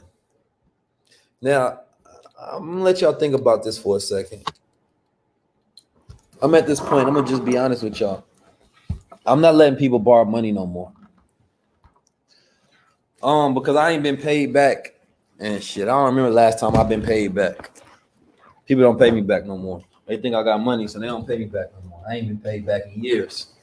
So I'm not letting nobody borrow no more money. I ain't been paid back in so long. Damn. You think money really grew on trees? For sure. I ain't been paid back in so long. So I ain't letting nobody borrow no money. They ruined it. Okay. So if any of y'all hit me up to borrow some money, I can't do it. I ain't got it for you. Now, what I will do is create a family business plan. No, not even family, bro. But listen, I got something better than to let on people borrow money. I have opportunity for them to create their own money. And this is something that everybody should think about. So instead of letting people borrow money, create a business so they can create their own money. So in a business, you can get hired, right? So let's say it's Goldwater. Everybody can work for Goldwater. Everybody can find a position in Goldwater, right? So I will put 20% equity into a family business, into a family bank, right? So let's say the family works for Goldwater. Outside of my sister already worked there. My brother worked with us at times. My older sister worked with us. And basically my sister has equity in the business. My younger brothers be working, right? So what we go do is, hold on, we'll get to the list in a second. Instead of that, I allow everybody to work for the business. If you want some money, you got to work for the business, right? And so as you work for the business, we start to create milestone goals. If we make $100,000, we get you a bonus, right? I might send the whole family on a trip or something, right? But understand this fact. If I'm taking 10% of the business revenue and I put it into the family bank, if you want to get a loan, you have to get it from the profits of the family bank. So now you're no longer borrowing it from me. You're going to be borrowing it from the whole entire family. And if you don't pay back one time, then you can no longer get access to the family bank and you can no longer get a loan. Because we have to start creating accountability, because those who borrow money will consistently need to borrow money if they don't change the mindset that got them to the place where they needed to borrow money. Then we take that family bank and we can take a percentage of that. The less people need to take money out for loans, and we can create an investment account, right? And we can take a percentage of that, right? Some money don't get touched. Some money goes into an investment. Some money goes into buying assets. And then those assets can go into what they call an irrevocable trust. The irrevocable trust is when you make that trust is solid. So let's say if somebody dies, then that money goes to the grandchildren. You understand me? Or the people that inherit it. It ain't got to go through no courts. It ain't got to go through nothing. It goes straight to the children, right? Or the people that inherit it. So therefore, you guarantee the next generation with wealth. So instead of loaning out money, how about we create wealth? Creative problem solving, right? Tired of loaning money, create opportunities, create a family business structure. I ain't giving no more money.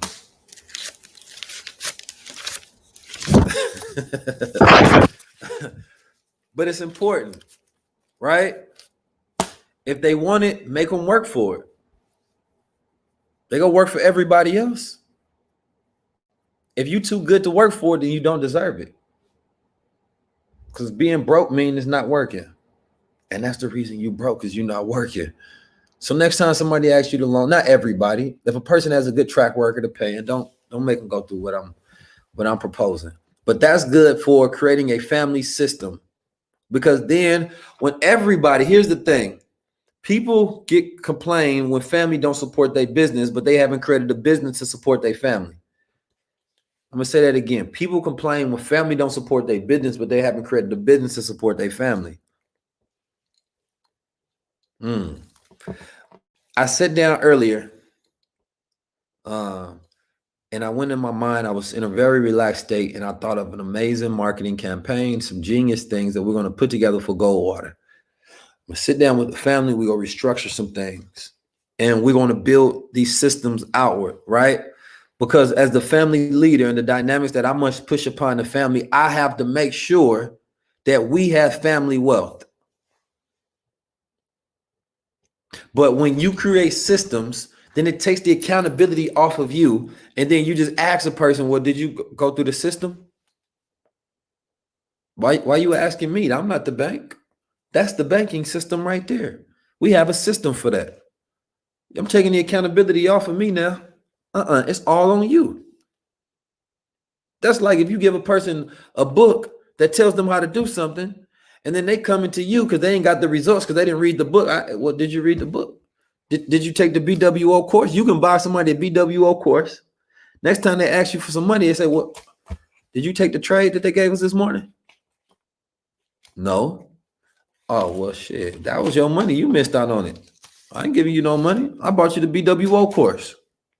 So now you ain't got no more excuses. Because you could have took the course, start doing the trading, learn the mindset, the business, and everything that comes along with it. Then all of a sudden, you don't need to borrow money no more. You have to find ways to eliminate the excuses of everybody around you.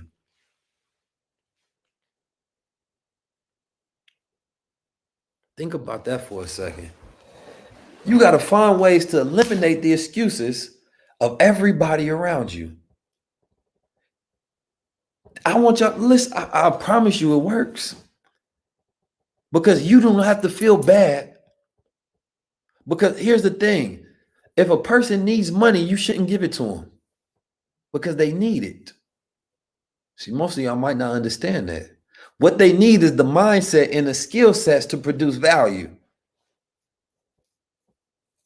That's what they truly need. Because we in 2021 and they don't know how to use their phone. So that lets me know it's something wrong with their mindset. It's something wrong with where they put in their energy and their attention and their time at on a consistent basis. So they've been buying poverty and asking you to float their impoverished lifestyle. That ain't about to happen over here. I love you, but I'm not about to keep floating your poverty. No, you buy poverty every day. When was the last time you bought some wealth? I want y'all to think about that. When was the last time you bought some wealth?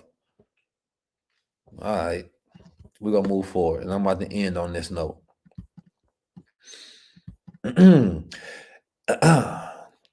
Spending drives the economy every time. Every time you spend, someone else earns. I want you to think about that. So if you are always on the spending and the consumer aspect, then you are increasing someone else's earnings. This is why the government must give stimulus checks to the people so the people who need to go out there and spend can drive the economy so that other people can earn money. Then they can earn money, they can pay off debt, things of that nature, have increased income. It allows for increased spending. And these are the cycles. See, in a wealth standard, we talk short-term versus long-term debt cycles. Great breakdown. See, learning raises our wealth standard over time. It's called productivity growth. Right? So your personal economy is supposed to go through cycles. You spend money to increase your earning power. But see, we spend money and it decreases our earning power because we have a poverty-based cycle. It's like I bought food, which is supposed to increase my energy, but instead it made me more tired and got me sicker in the long run.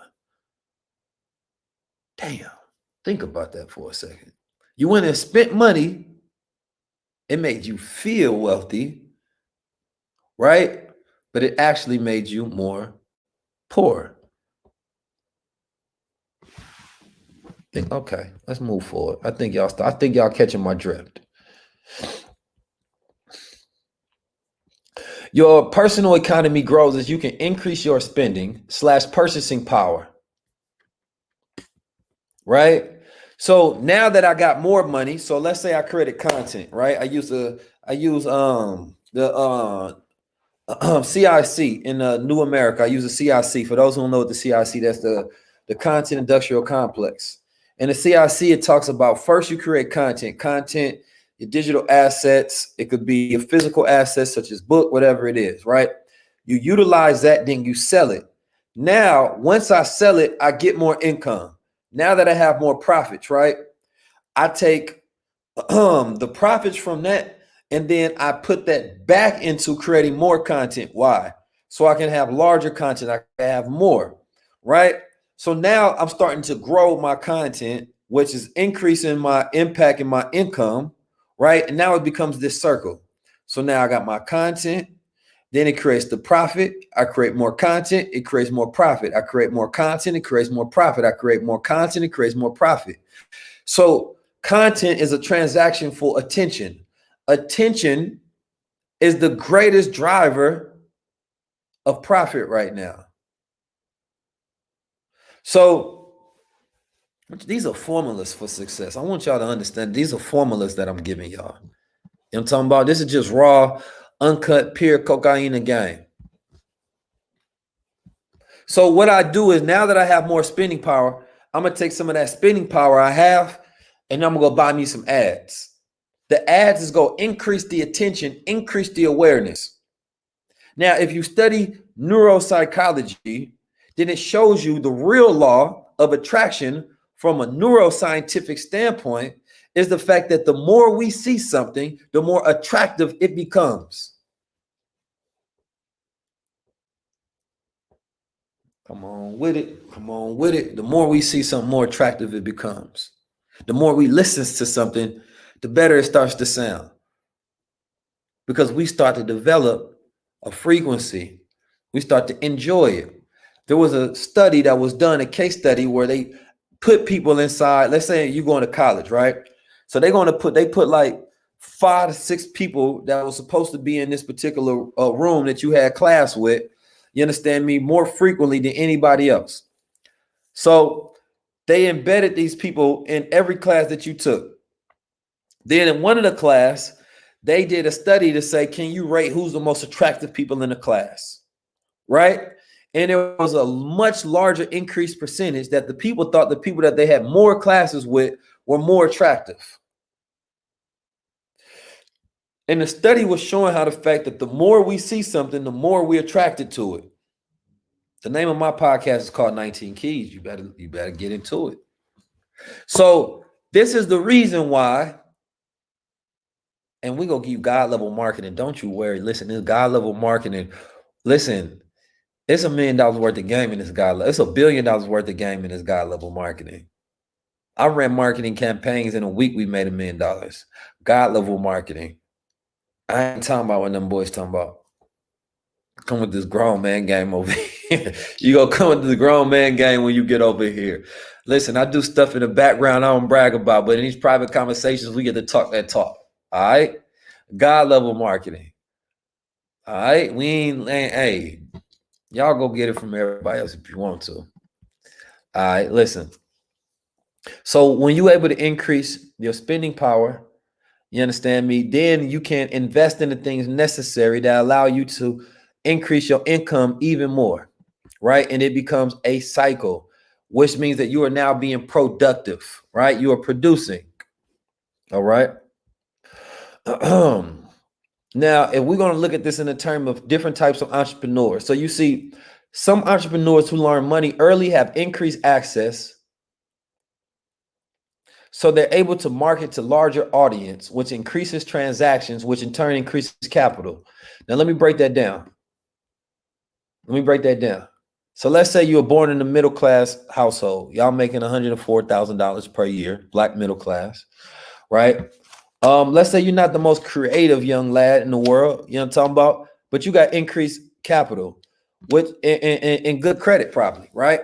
So now you can take that money and you start buying ads. I know some young brothers on social media, man, they got about 1 million followers. They verified. They got 100,000 views. They got 20 comments. Sometimes they got 30,000 because they buy bots. But these are not real people, right? Terrible. So what it does is, and this is the life cycle of different entrepreneurs. Some entrepreneurs have increased access to spending power. Now, this increased access to spending power allowed them to go buy the ads. You understand me? To advertise. You see white folks, they able to get capital to try to sell businesses that ain't worth shit. See, we don't get that many opportunities. So we make sure that we create things of real tangible value, because they will spend $1 million on a failed idea. They have increased access to spending power. But if they ever do get a good idea and they can get it in front of millions of people, then they can sell a bad idea to a lot of people. We don't get the opportunity to do that. So sometimes you see some people leveling up faster than others because early on they had increased capital. Maybe they use credit. Maybe they use other people's money. Maybe they use mom and dad money, right? Jeff Bezos, richest man in the world. Elon Musk, richest man in the world. Not really the richest, because when you start talking about oil money and all kind of old money, they ain't really the richest. That's just Forbes stuff. I'm talking about unaccounted for wealth. There's so much money you can't even count. But when you talk about them, they had early access to capital. Elon Musk's father so-called stole an emerald mine. His pops was an engineer. Jeff Bezos' parents, they gave him $200,000 a loan. And then every other family member that he went to, some of them gave $50,000 a loan. So he had increased capital for his ideas. Now, listen, if you came to your parents in 1995, same age as Jeff Bezos, and you say, listen, I want to start this digital library. I'm gonna need about $1 million startup capital though. Now, your degree ain't got shit to do with that. So they looking at you like, boy, hey man, stop playing. Listen, first of all, I don't have it. If I did have it, I don't know what the hell you talking about with this digital library shit, man. Go on with all that.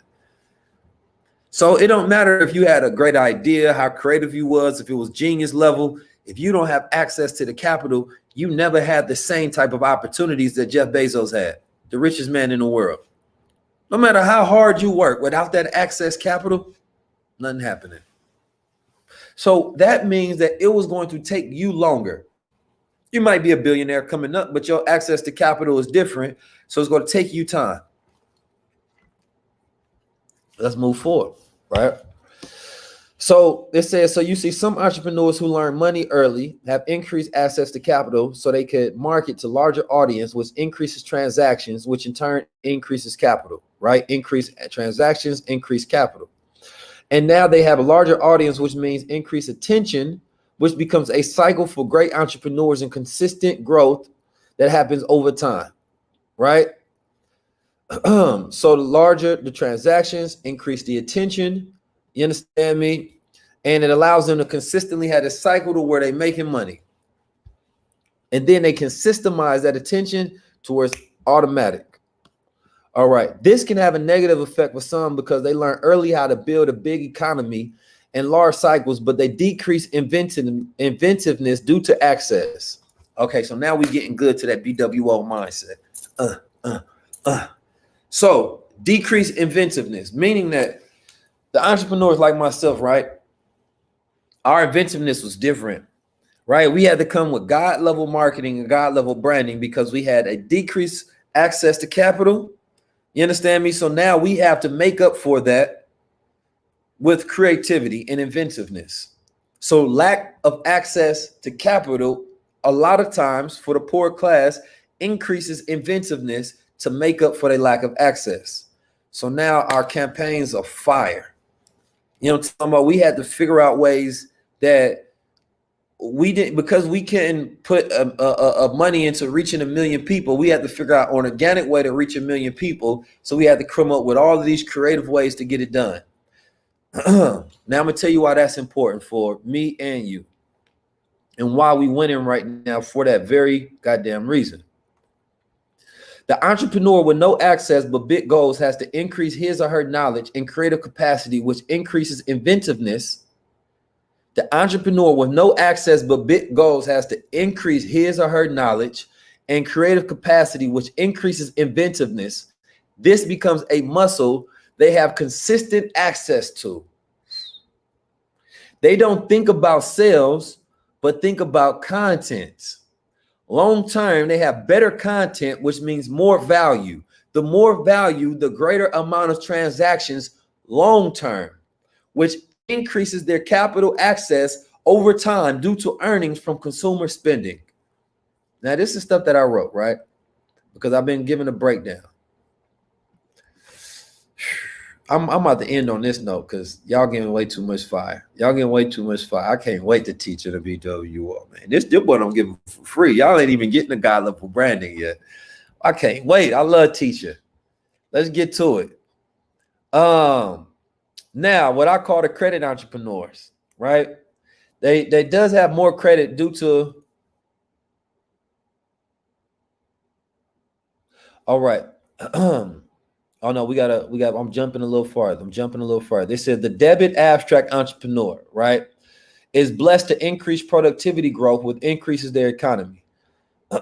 So the abstract entrepreneur cannot do things like everybody else. He has to figure out a creative way to get things done, right? Because he doesn't have the same level of access as everybody.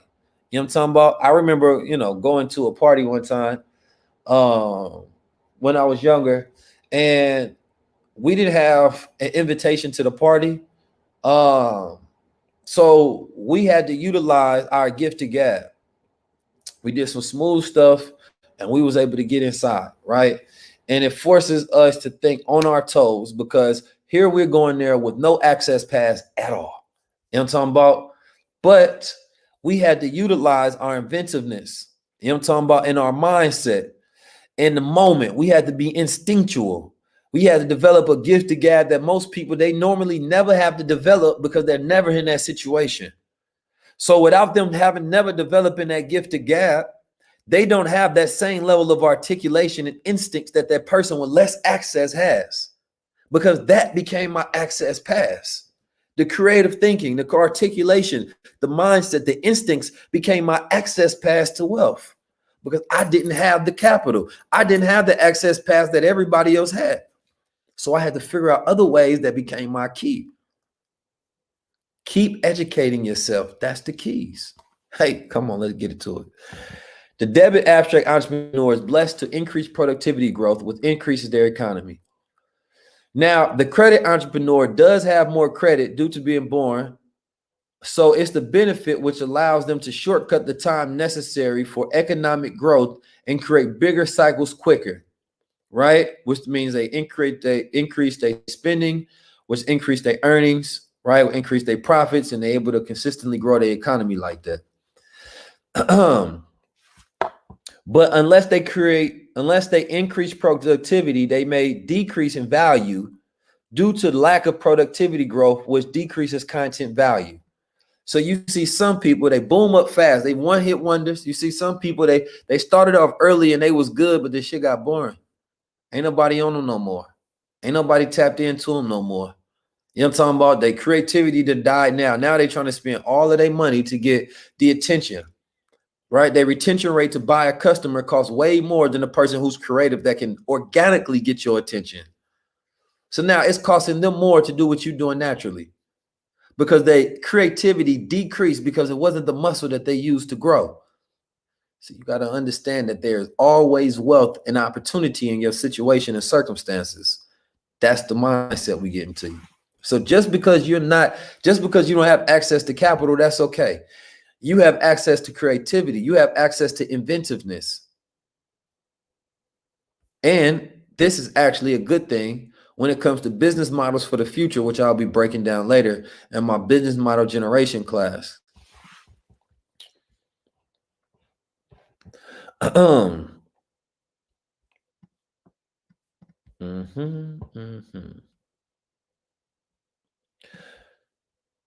So it says credit is to believe, debt is something owed.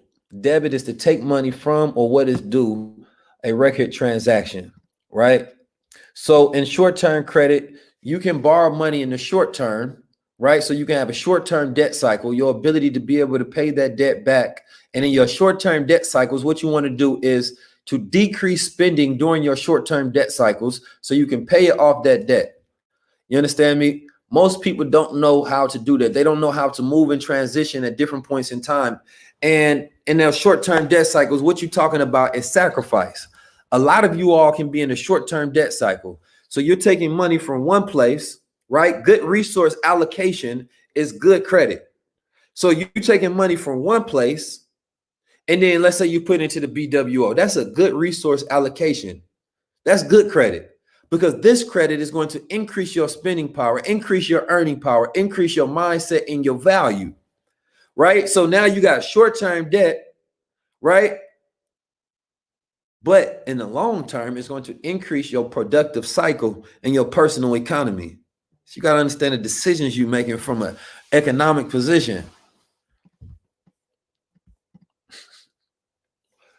As I said earlier, in order to buy something you can't afford, you essentially need to borrow from your future self, which means you decrease your spending till debt gets paid. Man, we get into it today. Listen, this is how you increase your creative cycles and your business cycles. You create goals. Number one, you learn from your success or your failure to become more effective.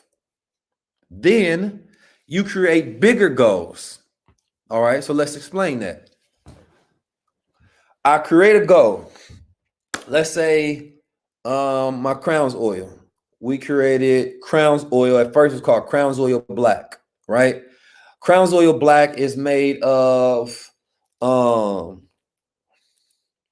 lion's mane mushroom, which help remyelinate the axons on the dendrites in your brain, and a fancy word of saying it helps regrow brain cells so that, you understand me, you can increase your memory and your learning, right?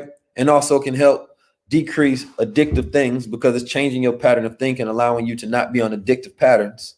And at the same time, it has CBD in it. Okay, so we put that out, right? It's sold, but the packaging on it wasn't the best. Right. So I had a goal to put this out, but I learned from it. So what we decided to do next one was we created the holographic design. Right. And we're doing a product development course that's going to be free in the BWO, and people are actually going to get access to be able to create their own health products as well that we're actually going to produce for you. So in this one, we decided to do it differently. Right. I'm going to learn from my failures and I'm going to learn from my success. Right now, if I learn from my failures, I also grew in value. If I learn from my success, then I grew in value. My failures teach me what not to do. My success teach me what to double down on. Right. So now that I did that, some people become complacent and lazy, which decreases their productivity and decreases their economic cycles. So you see people, they get good at something, then they become complacent, they become lazy, and they stagnant. So no, I'm going to create a bigger goal so I can constantly grow and grow and grow. So we came up with the Crown Z oil, right? So now we switched up the game. We put the holographic, we got the brown on it. You know what I'm talking about? This one, it got the lion's mane. It got the cannabinoids. You know what I'm talking about? It got the black seed oil in it. It got the sports moss, which not the sports moss, but it has the other mushroom that allows you to increase your workout endurance, sexual energy, things of that nature. We came back and made it better, and it started to sell more because we created a bigger goal. The bigger goal was I remember the first week of Goldwater, we did 10,000. Okay, cool. Business starts off profitable. What problem that we ran into was the fact that they held our money that first week. We had two choices. Shopify decided they want to hold our money for 60 days. So now we can't take that money and buy more product with. We $10,000 in the hole. So we could decide to say, hey, all customers, we got to refund you because that's the only thing they're going to let us do. And I need you all to go in a different payment portal and pay us on a different way so we can still get you the product out. Now, ain't no way in hell I'm about to start a business off with problems. I remember when Derek Grace had a similar issue with the in-home banking board game. So I learned not only just from my problems, I learned from his. So I said, nope. We'll take that. We'll get our money 6 months down the line, but we still go get these customers these products. So therefore, we have happy customers that they can become reoccurring. Because the bigger goal is I want to have $100,000 a month. So instead, we ate that, had to wait 6 months on the back end to get our money, but the customers were happy, right? And those same customers from that first month have been buying products for the last year every single month because the products work. Think about that. And that's a family business that we started. And that family business is still going from that day one. So you create goals, learn from your success or failure, become more effective, create bigger goals, and you constantly grow because you're growing and increase knowledge, which increases your productivity rate. So now the bigger goals actually become easier because now you know more. So they only seem like bigger goals, but those bigger goals, the same way as like you going to the gym and you picking up 20s and you working out with the 20s, you master that. As hard as the 20s was, now that you've mastered these 20s, when you go pick up the 30s, they will only be as hard as the 20s was when you first started. Because now you have the strength of what the 20s have gave you. So every previous level gives you the strength to master the next level. And the hardship to get to that next level will be equal once you master each level and keep going and keep going and keep going incrementally. Compound and leverage. So as you grow and learn, your ability to achieve increases as well, allowing a compounding effect during your journey in life.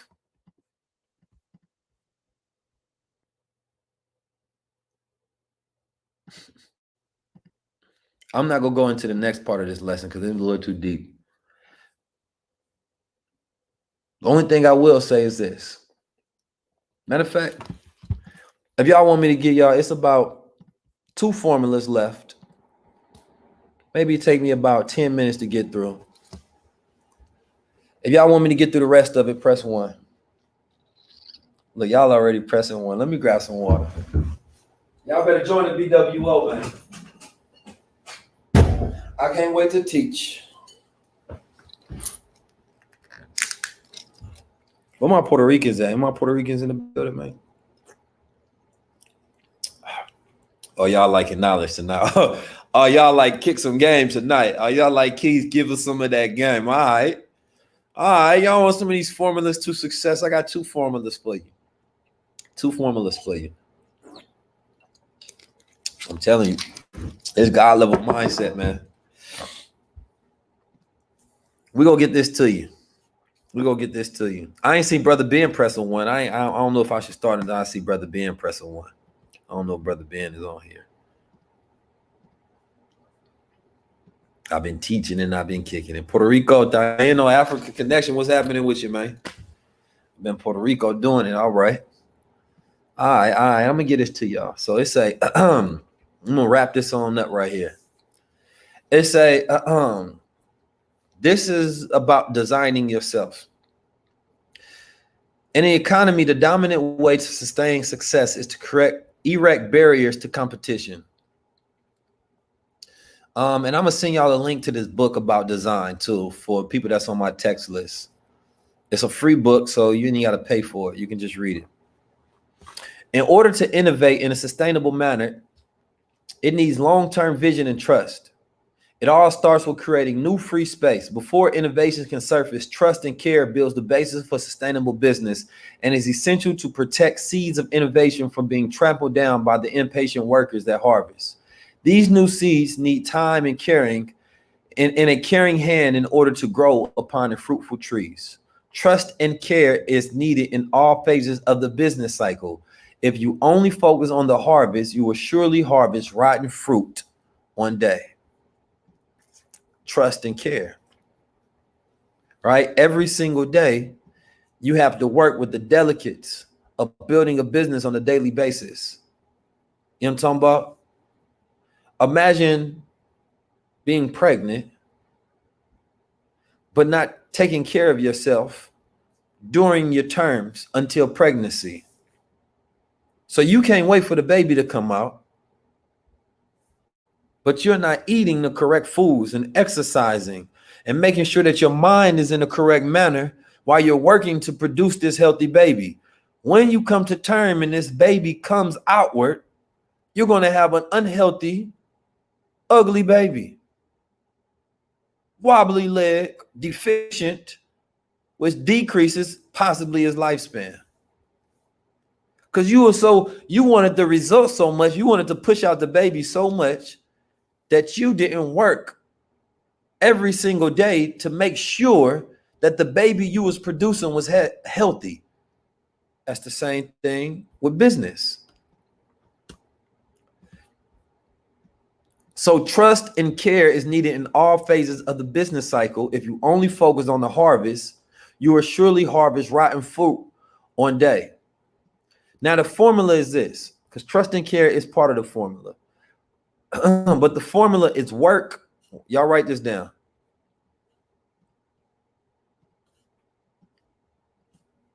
Y'all ready? All right, the formula is work.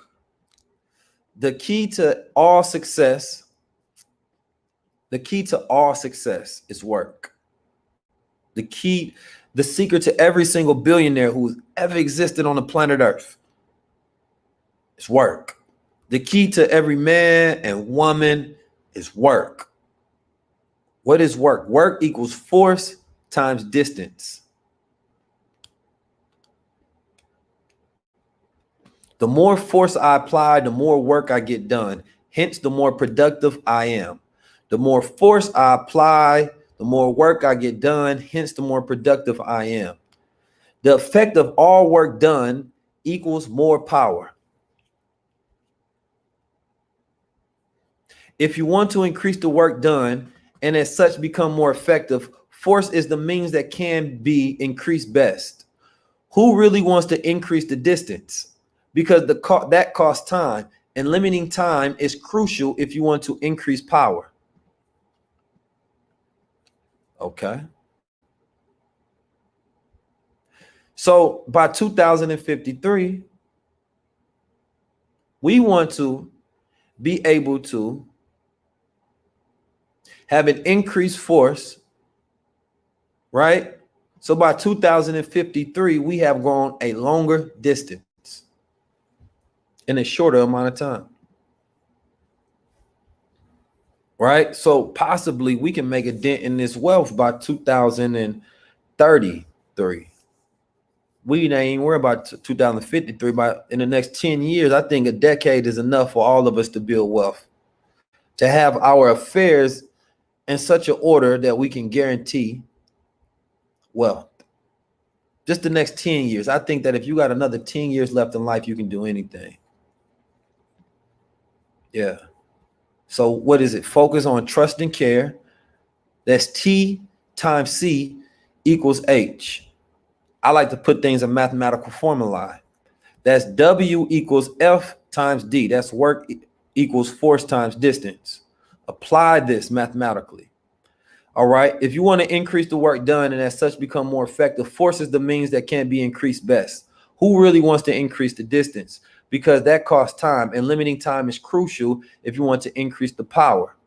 When is tech most effective? Machines are the most effective. They dramatically increase force and reduce time. Machines are most effective. They dramatically increase force and reduce time. So how Black America are going to produce wealth if we're going to utilize technology, right? Which are the machines, because they increase force and reduce time. Think about communication. You would have had to send out, I would have had to, back in 1953, 63, 73, 83, 93, I would have had to send all of you all a whole book worth of information to be able to communicate this to you. I would have had to get your addresses. I would have had to send them out. I would have had to ship them out for you to get this information, or you would have had to travel, spending more energy, traveling with more force, more distance to try to get this information. But now I can give you access at zero cost because we have technology. So now I increase my force, which means that now I can be more effective because I increase my force and I reduce the time, making it instantaneous, which makes me more effective. Effectiveness is means times access. The technology is the means. The knowledge is the access.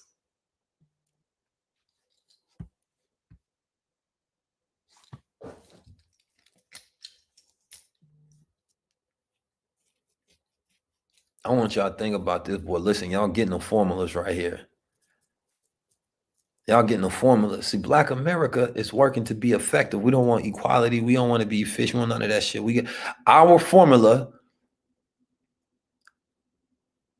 is effectiveness. And technology allows us to do that. And it can make us superior on this playing field.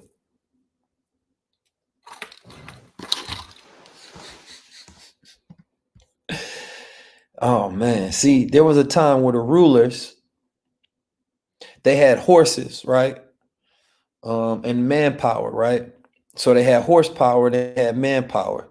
They had 1,000 people working the field. And that increased, that was their workforce, right? So their workforce allowed them to be able to be more productive because in a shorter amount of time, they can produce more cotton. They got people working, right? Which means in a short amount of time, they can increase, you understand me, they harvest and they results. So now they're going to have more power than the other person because they literally have more manpower and more horsepower. And then when the communication era came about, they could afford the technology of phones. So now they can get information faster.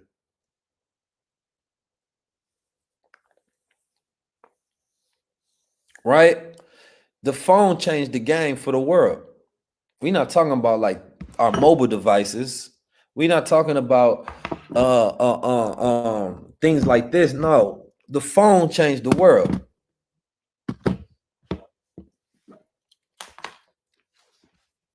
Right? So Black people didn't have access to workforce, didn't have access to manpower. We were the capital stock. So we couldn't become the rulers.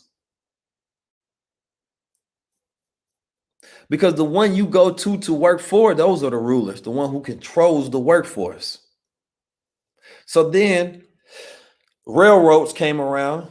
So now you can go a faster distance in a shorter amount of time. So the ones who controlled the railroads, they were the new bosses in town. You're talking about different industrial revolutions throughout time.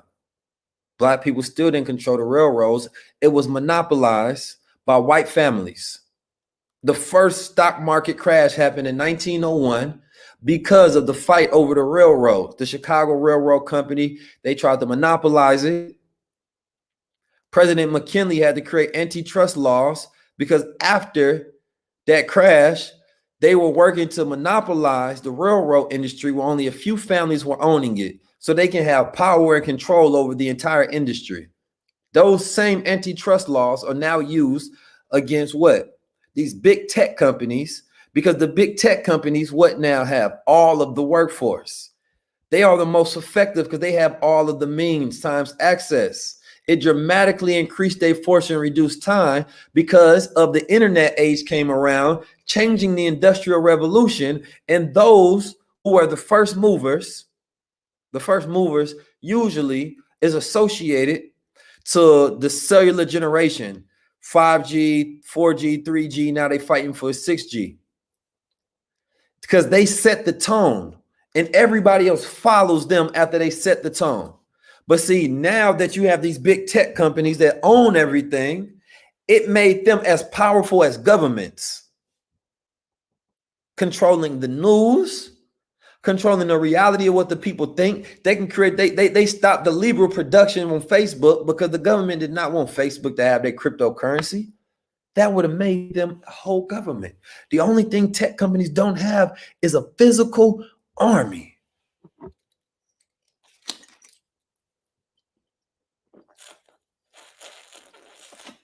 That's the only thing that's stopping them from completely taking over the world. They don't have nuclear weapons. So artificial intelligence increases the productivity even more for these tech companies because it's going in there and it's finding underlying ways to take products that are pre-existing and making them more effective. So it increases their spending power and increases their cycles of productivity. So how does this relate to Black people? Because when the internet came around, it allowed Black people to have the same level of access as everybody else. So now I can go start me a business on Shopify the same way a white person can start their business on Shopify. Nobody has to know who owns it, and I can make money. So now I'm not stopped. The barriers are not stopping me because nobody is now prejudging me and utilizing their biases because I'm Black. They're not buying from, no, that's eliminated. The barriers of competition are eliminated now. So now they can't have a dominant way to sustain their success over us because we've eliminated the barriers to competition, utilizing technology, which dramatically increases our force because now as Black leaders, educators, thinkers, entrepreneurs, business people, brown people, we can now have the same workforce as the used to be wealthy and rulers. Now the billionaires are literally coming to Black men and women trying to get access. Y'all seen Mark Cuban on Earn Your Leisure. Why did Mark Cuban have to come on Earn Your Leisure? Oh man, I gave y'all the formula already. If you ain't figured that out.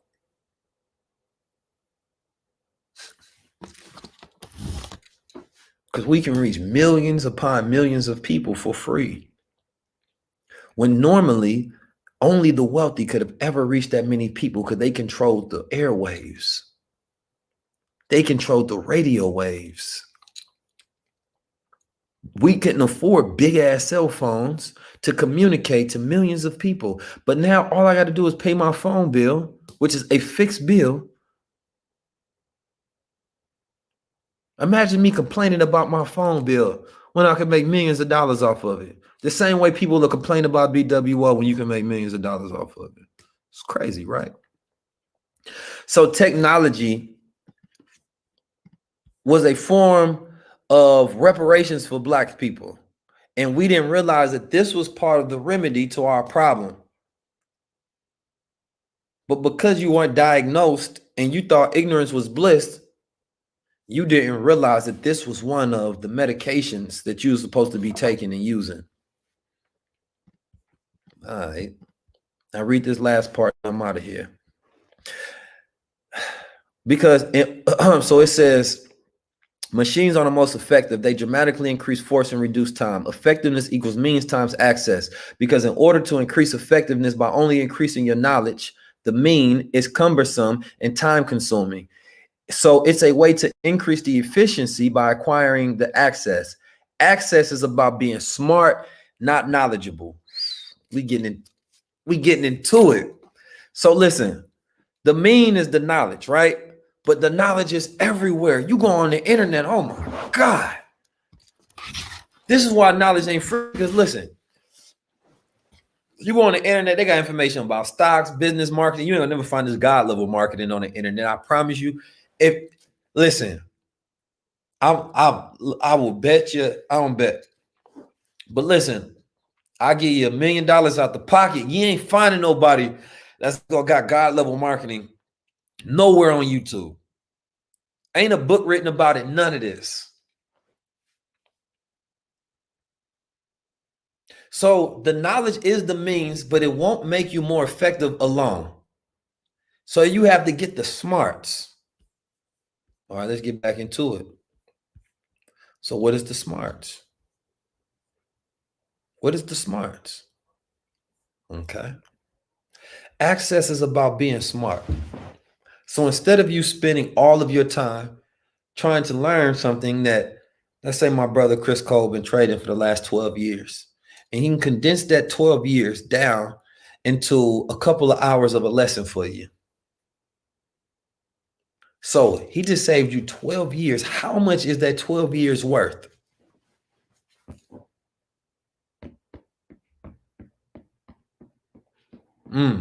So now you're not just getting knowledge, you're getting smarts.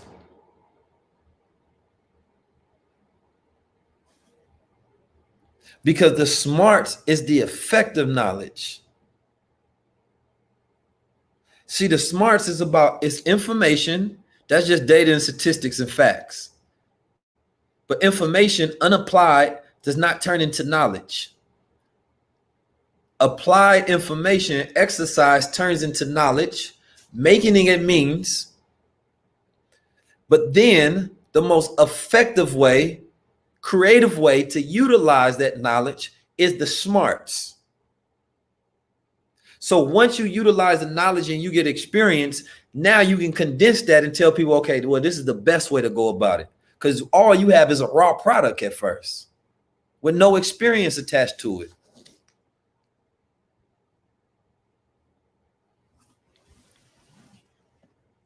All right. So your goal is to get the smarts. So now you need to find people who've already done it that can teach it and give you access to it, because that's the formula. It's the means times the access, the knowledge times the smarts. That's the effectiveness. The BWO, we are giving you the means times the access.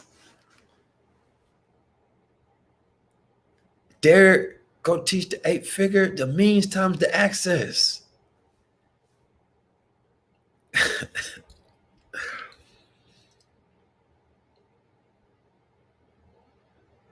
Man, it's so different. Oh man, it's so different. All right, the last sentence, but one that will drive the creativity, imagination up. All right, so access is not being smart, but access is about being smart, not knowledgeable. But one that will drive the creativity and imagination up. It needs design thinking and empathy. The challenge here is to leave the Newtonian thinking behind, which creates logical cause to an effect, and which is based on deductive reasoning. To increase effectiveness, we need to start to imagine and design.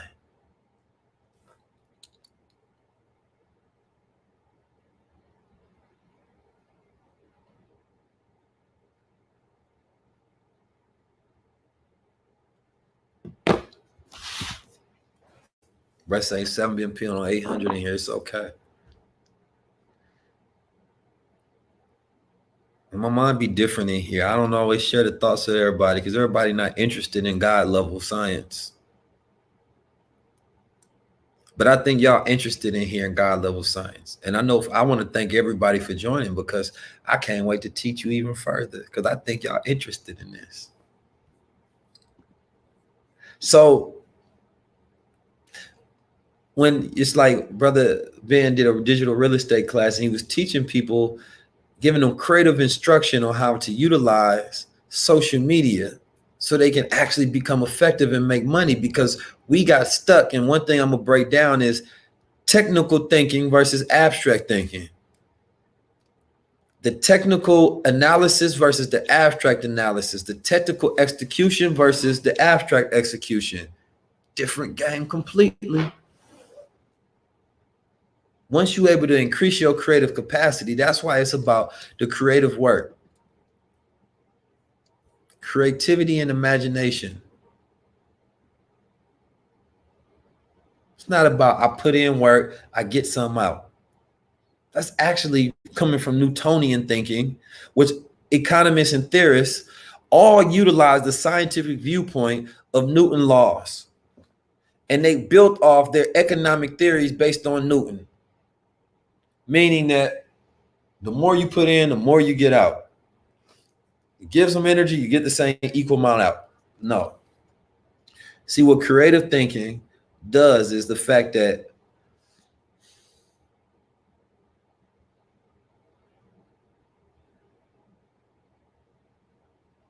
the creative thinking allows you to do this, where one person may spend 30 hours working to get $100,000. One person may create these technical campaigns to get things done. They put all of their energy in it. They made 1,000 videos because they felt like, oh, on every video I get 100 views. So if I want to get 100,000 views, I just make 100 videos. Because they said, well, I'm going to be efficient that way. But that's going to be way more time consuming. You got to put in way more energy to fulfill yourself to get to that distance. Then the effective entrepreneur say, nah, what if I come up with a creative concept and I can get 100,000 views in one video. See, now Newton laws don't apply there. See, Newton laws say that, no, go make the 100 videos so you can increase your force time distance. But see, the creative one says that, no, that's not what we about to do.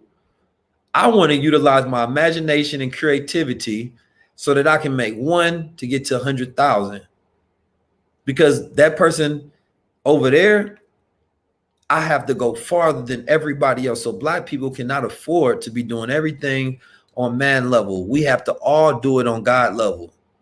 So the reason we're going to give you this God level marketing and branding and science and information and knowledge and these particular theories is because we need you all to be effective, and we don't want none of you ever to think in just an efficient manner ever again.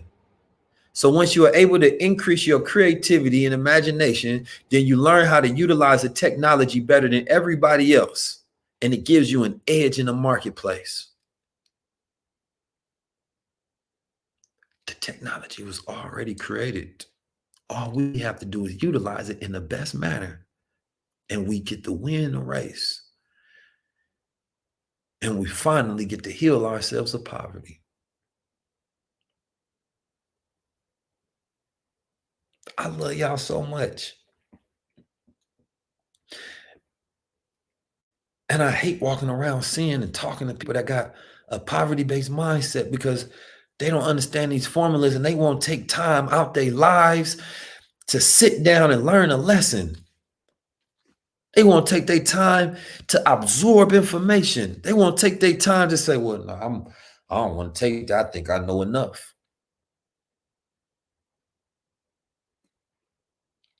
The greatest risk is to not risk at all. Because you never know the rewards that you're risking.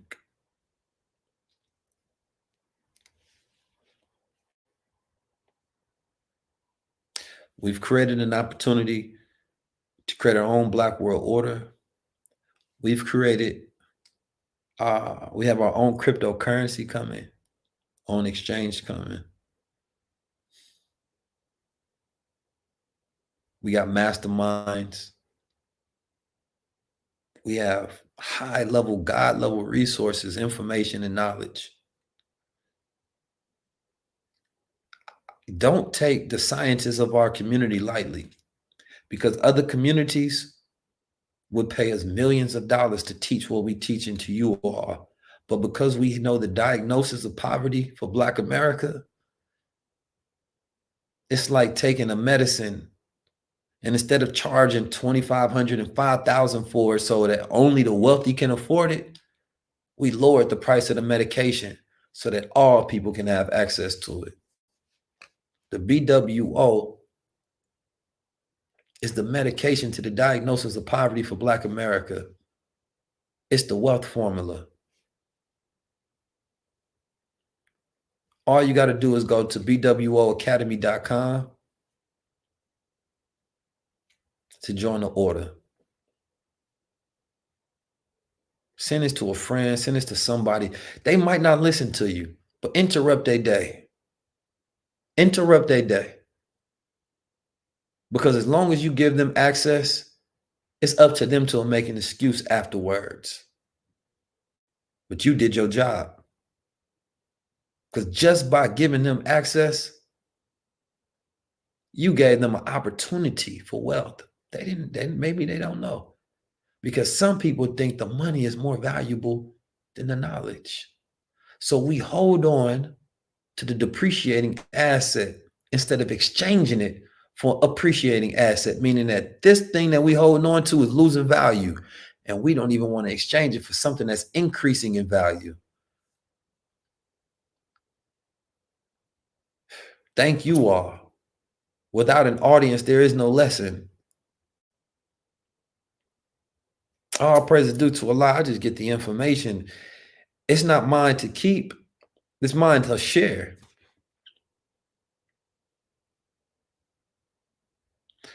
When we talk about being different, that's our branding. We don't ever want to be classified.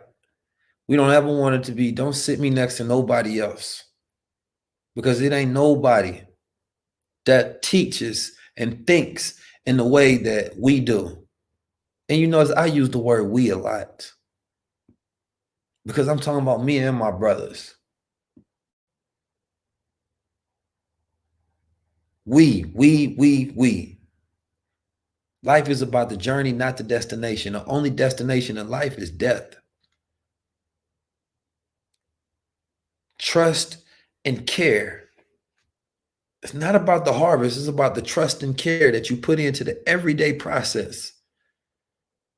So on the day of fruits, you will have a beautiful harvest.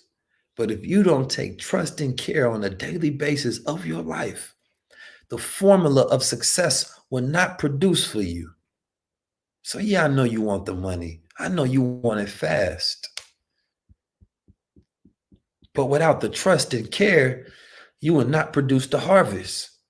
So every single day, think about, how am I putting trust and care into this process? And you will fall in love with the process of trust and care. The results will produce in plenty some, but it will be the trust and care that you focus on the most. You ever seen a person that's just so intrigued with their process? They love the work. They're getting amazing results, but they so enthralled in their work though. And you say, why you don't take a break from the work? You've gotten enough. See, what you didn't realize, it wasn't about the harvest. It was about the trust and the care. It was about the process for them. And people who obsess and fall in love with the process produce more results than they could have ever asked for.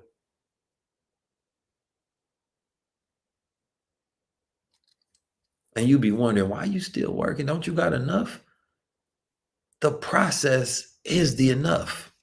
I just want to keep putting trust and care into the process.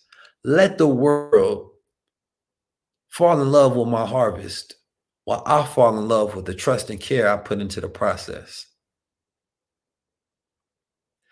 Black America, fall in love with the trust and care of building wealth more than you fall in love with the results of building wealth. I know that our generation is always trying to sell you the harvest, but it's the trust and care that's the most important.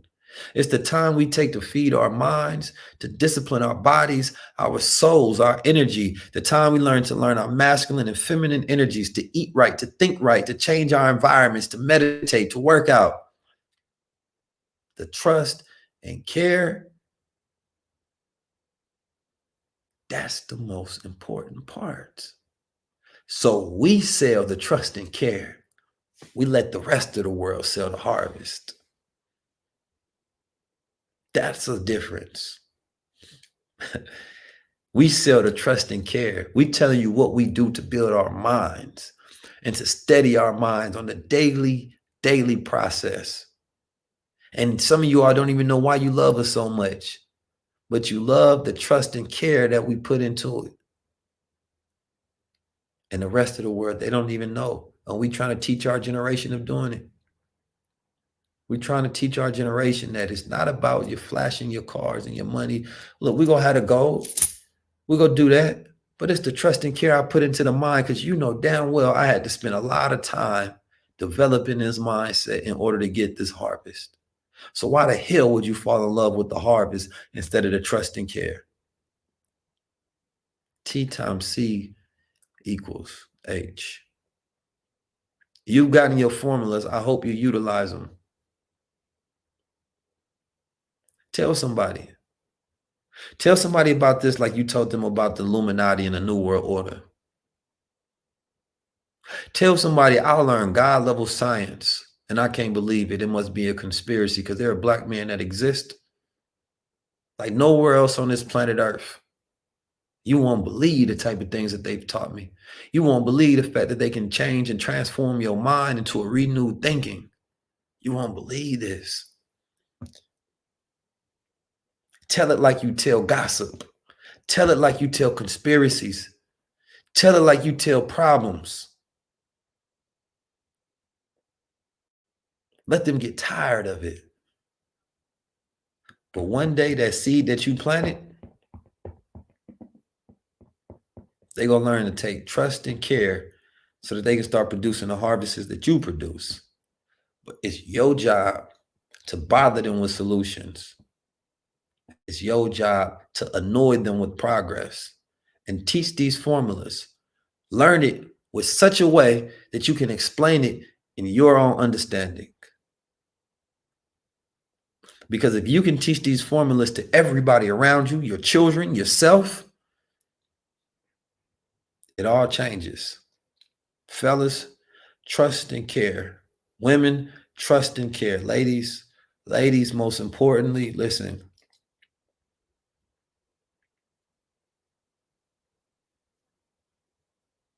The world does not want you to be secure in who you are.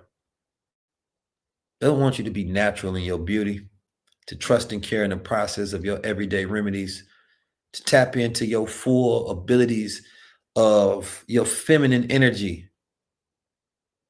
They want you to care about the harvest so much. Nah, I need you to tap into who you are, because as we work on these bros to get their mind right, we want to produce more black families in the world. So you take your time to tap in. You take your time to love yourself more. You take your time to take more trust and care into the process of your own feminine development. Do not bother with comparison. Comparison is the thief of joy. It'll rob you every single day.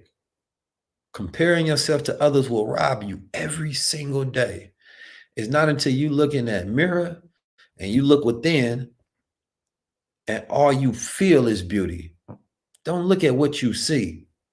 Beauty is not about sight. It's a feeling. But see, they taught you to see yourself in an ugly manner. The black man, we go help them produce more than $47,000 a year than the average black man. We go teach the masculine and feminine development and the trust and care of that process and what that actually means. And the greater we can increase the masculine and feminine in our realities, the greater production of wealth and the increased productivity, and the faster we get to it. We go look up, and this generation has done something that no other time in history have done. And we've created long-lasting wealth in our communities that cannot be destroyed. Why? Because the mindset that produces the wealth is being taken care of with trust and care. And we taught the process of trust and care instead of the harvest. Because right now we love the material, that's the harvest.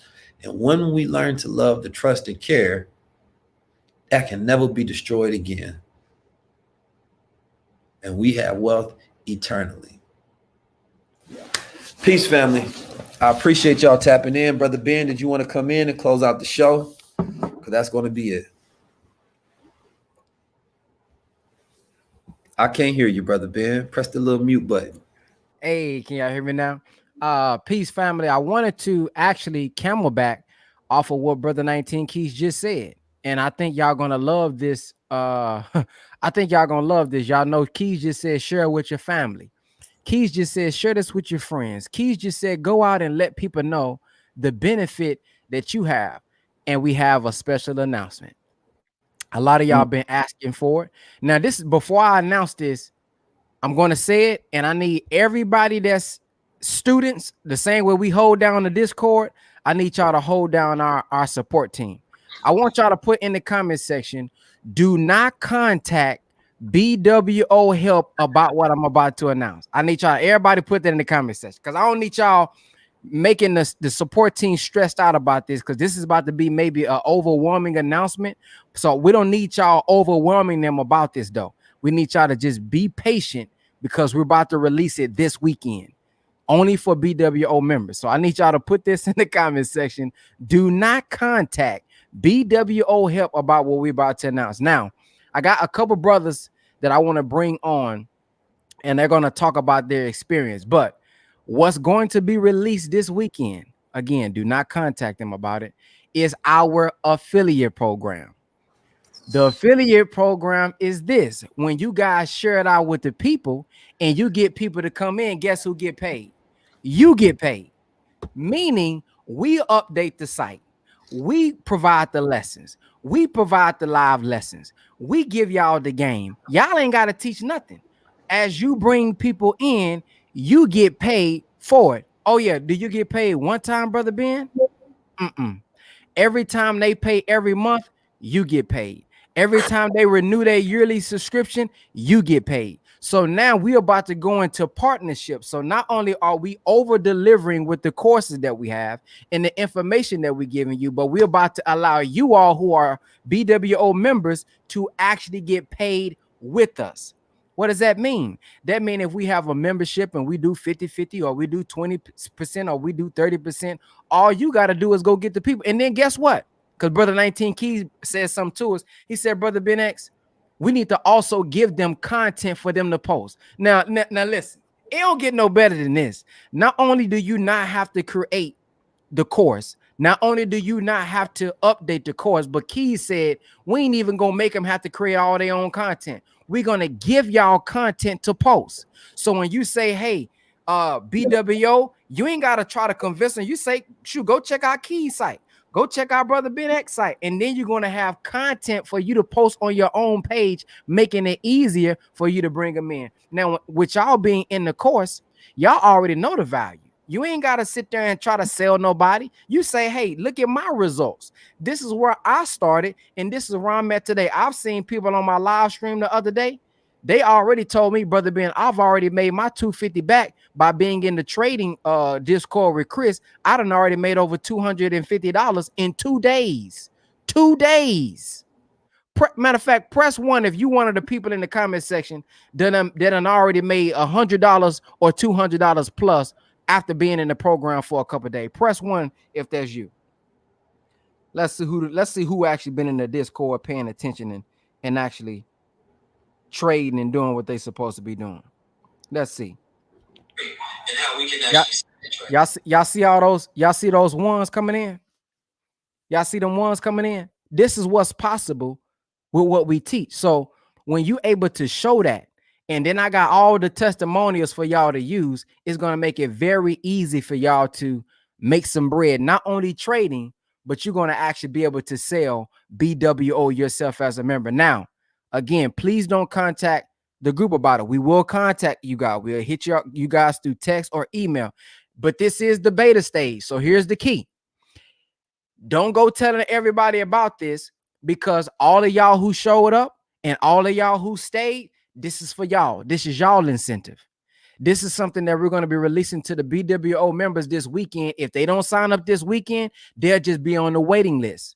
Again, if you're listening, when we send the link out for y'all to sign up to become affiliates, if you do not sign up this weekend, you will not be an affiliate. Well, you can be in the future, but we're going to close it down and do a waiting list because this is going to be the beta stage.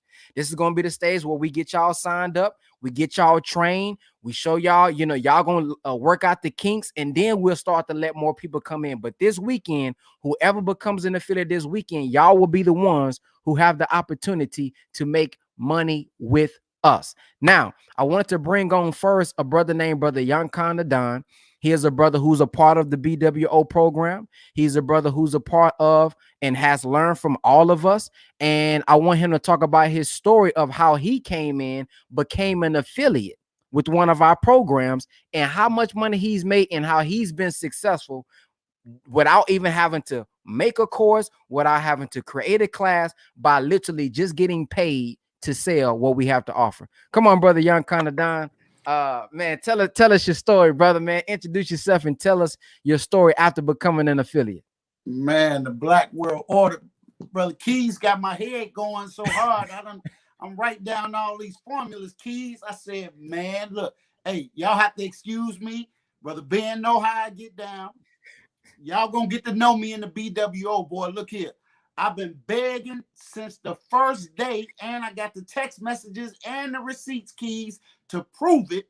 I told my queen, I say, I don't care how much they say it costs to get in the BWO. If I got to max out some credit cards on the first day, I said, Brother Ben and Brother Jake, I don't know what y'all doing, but whatever it costs, I don't care. Let me in, and I want to be an affiliate starting tonight. That was December 21st. Oh, I love coming with the receipts, Keys. I love coming with the receipts, bro. So they said, Brother Khan, we're going to get to you. I screenshot them my receipt on the first night. 1874 was the special, y'all. I jumped right on in. I said, man, I don't even know what I'm getting yet, but I want it all. Whatever it is, just give it to me. Why, y'all? Why did I do that? I ain't even introduced myself, did I? I'm Young Don, man. Look here. I am a student of Brother Ben X, Brother Jake Taylor Jacobs, now Brother Chris Cole, 19 Keys, and Derek Grace. And I'm learning more about Brother 19 Keys and Derek Grace and Chris Cole every day. But I know one thing is for certain and two things is for sure. Brother Jake Taylor Jacobs is so sharp with them numbers and that money. And Brother Ben is so sharp with the marketing and the social media and the content creation that these brothers are not going to waste their time networking and merging with nobody that ain't about the business and they ain't about the people. First and foremost, if you're not about the people, not just about yourself, but if you're not about empowering and impacting and helping the man on the bottom rail to get up to the top, I already know enough about Brother Ben and Brother Jake that they don't want nothing to do with you, straight up. See, y'all making the mistake of going after the bag. But the key is to go after what's sitting in between your head. That's where all the money is. So we got 5 brothers, y'all, that's going to show us how to go in and pick the locks inside of our own minds and get the bag that's been sitting there the whole time. That's why Brother Ben, he texted me and said, Brother Khan, you got to tell these people what you've been doing, man. So look here, y'all. I'm a long story short story shorter. Y'all know I can do it all night, Brother Keys. You think you can go, hey, man, I have Brother Keys drinking Starbucks coffee or some gold water or something, trying to keep up with me by the time I'm done. Because, man, I'm so fired up, and I just want y'all to know, brother, that I appreciate y'all as a brother that's being slightly older than y'all, only in age only, because I'm young kind of Don, not old kind of Don. But, brother, what y'all doing, man, is so phenomenal that I will go to war in the bat for all 5 of y'all. I don't care who want it. Anybody want this smoke? Call my number, because I'm the one that's going to defend all 5 of them by myself, single-handedly, on any platform, on any day, at any time. I want all the smoke. Put that in the comments. Young Khan want all the smoke. So I joined, not even knowing. This is what I first did, y'all. I joined the ABS tribe as a student because I wanted to step my physical game up. I was applying what Brother Keys was just talking about, the Newton way of doing things. You know, the force times distance. You put out so much effort. For every dollar you put out, you're going to get $1 back. You know, I was doing the old school way. But then I tapped in to Brother Ben. I said, ooh, man, that man going to show me how to make that thing multiply and scale my time. I can tap into my mind and scale my time. And that's when I started learning and sitting. And when I got in there, Brother Ben called me, y'all, after a couple of ABS tribe meetings. He said, what you think? I said, brother, let me tell you something. God is going to fulfill his promise through you and make sure that the people get money, good homes, friendship, and all walks of life. He tried to laugh it off, y'all. Like, he didn't want to take that on the shoulder. I said, brother, I know what I'm talking. I done studied this word. I know what I'm talking about. See, like Keys said, I had the knowledge, Brother Keys, but I didn't have the access. I had the knowledge, but I didn't have the means. I didn't know how to pick the lock. But now Brother Ben came and gave me the keys. I said, ooh, boy, y'all better watch out, man. And he said, hey, Brother Khan, you can be an affiliate. I said, what that mean? I said, that sounds like a long word, affiliate. I had to go look it up, y'all. And when you are an affiliate, that just means you connected with somebody in the right way. You're going to bring them along the same path. Hey, Brother Keys, I think one of the scientific words for it would be the pedagogy. Oh, yeah, that's the science of teaching somebody how to come along the same path that you came along. That's what these 5 brothers is teaching us, y'all. The pedagogy and the science of success and wealth in the 5 ships. So Brother Ben said, Brother Khan, I said, Brother Ben, I just need about 250 more followers on Instagram, because I was looking at the criterion, y'all. Shout out to the Honorable Louis Farrakhan for the criterion. But I was looking at the criterion on what I could do to be an affiliate, meaning that I could earn while I learn. He said, oh, Brother Khan, you ain't got to wait. Just go ahead and fill out the information right now. You could be an affiliate. So guess what, y'all? Later on that night after I finished grinding, boy, I followed instructions. See, y'all don't have to know everything. But can you do these 2 things right here? Can you hear and can you obey? If you can do those 2 things, I guarantee you that everybody on this call will be able to triple, quadruple, quintuple, and make more money in 2021 than you have in the last 5 years of your life. If you can do those 2 things, hear and obey. That's all you got to do. You ain't got to know all the science. Just listen, say yes, sir, move out, be a student, and it's going to happen. So Brother Ben told me I could be an affiliate, just like he getting ready to do right now. All boys BWO time. They say I ain't got to make no content. They know I'm going to make some anyway, though. I'm going Bad Boy Shine Puffy Combs remix everything. So y'all better look out. Me and Keys going to be in a video together by the time I get done. Y'all going to think me and Keys on the boat together or something. But anyway, so when I became this affiliate, I said, hold on, Brother Ben. So you saying if I just tell somebody what it's doing for me, because my word means something, or I got credibility out here. People that know I've been on the grind for a long time, y'all. Or you can check my resume, man. I've been out here in these streets. Now, guess what? I'm on these internet streets, Keys. I'm out here in these internet streets right now. That's way better. I can reach way more people in the internet streets, y'all. So when Brother Ben showed me that and said, Brother Khan, you could be an affiliate. Guess what? The first day that I became an affiliate, I caught me a fish, y'all. Oh, yeah, his name was Brother Hashim Redeemed Hakeem. That was the first fish I caught, Brother Keys, on the first day. Yeah, man. Brother Hashim, there you go, y'all. He didn't even want to sign up. He called me because I was hot out in these internet streets. He said, hey, Brother Damon, man, what's going on with this digital real estate now? I done seen all this stuff before. I said, Brother Hashim, you ain't never seen nothing like this, though. I said, hey, man, look, they don't even give you a refund. I said, but brother, I'm so convinced of what I know already that if you don't see no results in the first 30 days, I'm going to give you the money back myself. And he don't hear to bear witness. I said, brother, if you are dissatisfied for any reason, I personally, not Brother Ben, not Brother Jake, not the ABS tribe, I'm going to give you the money back myself. Now, what's your excuse now?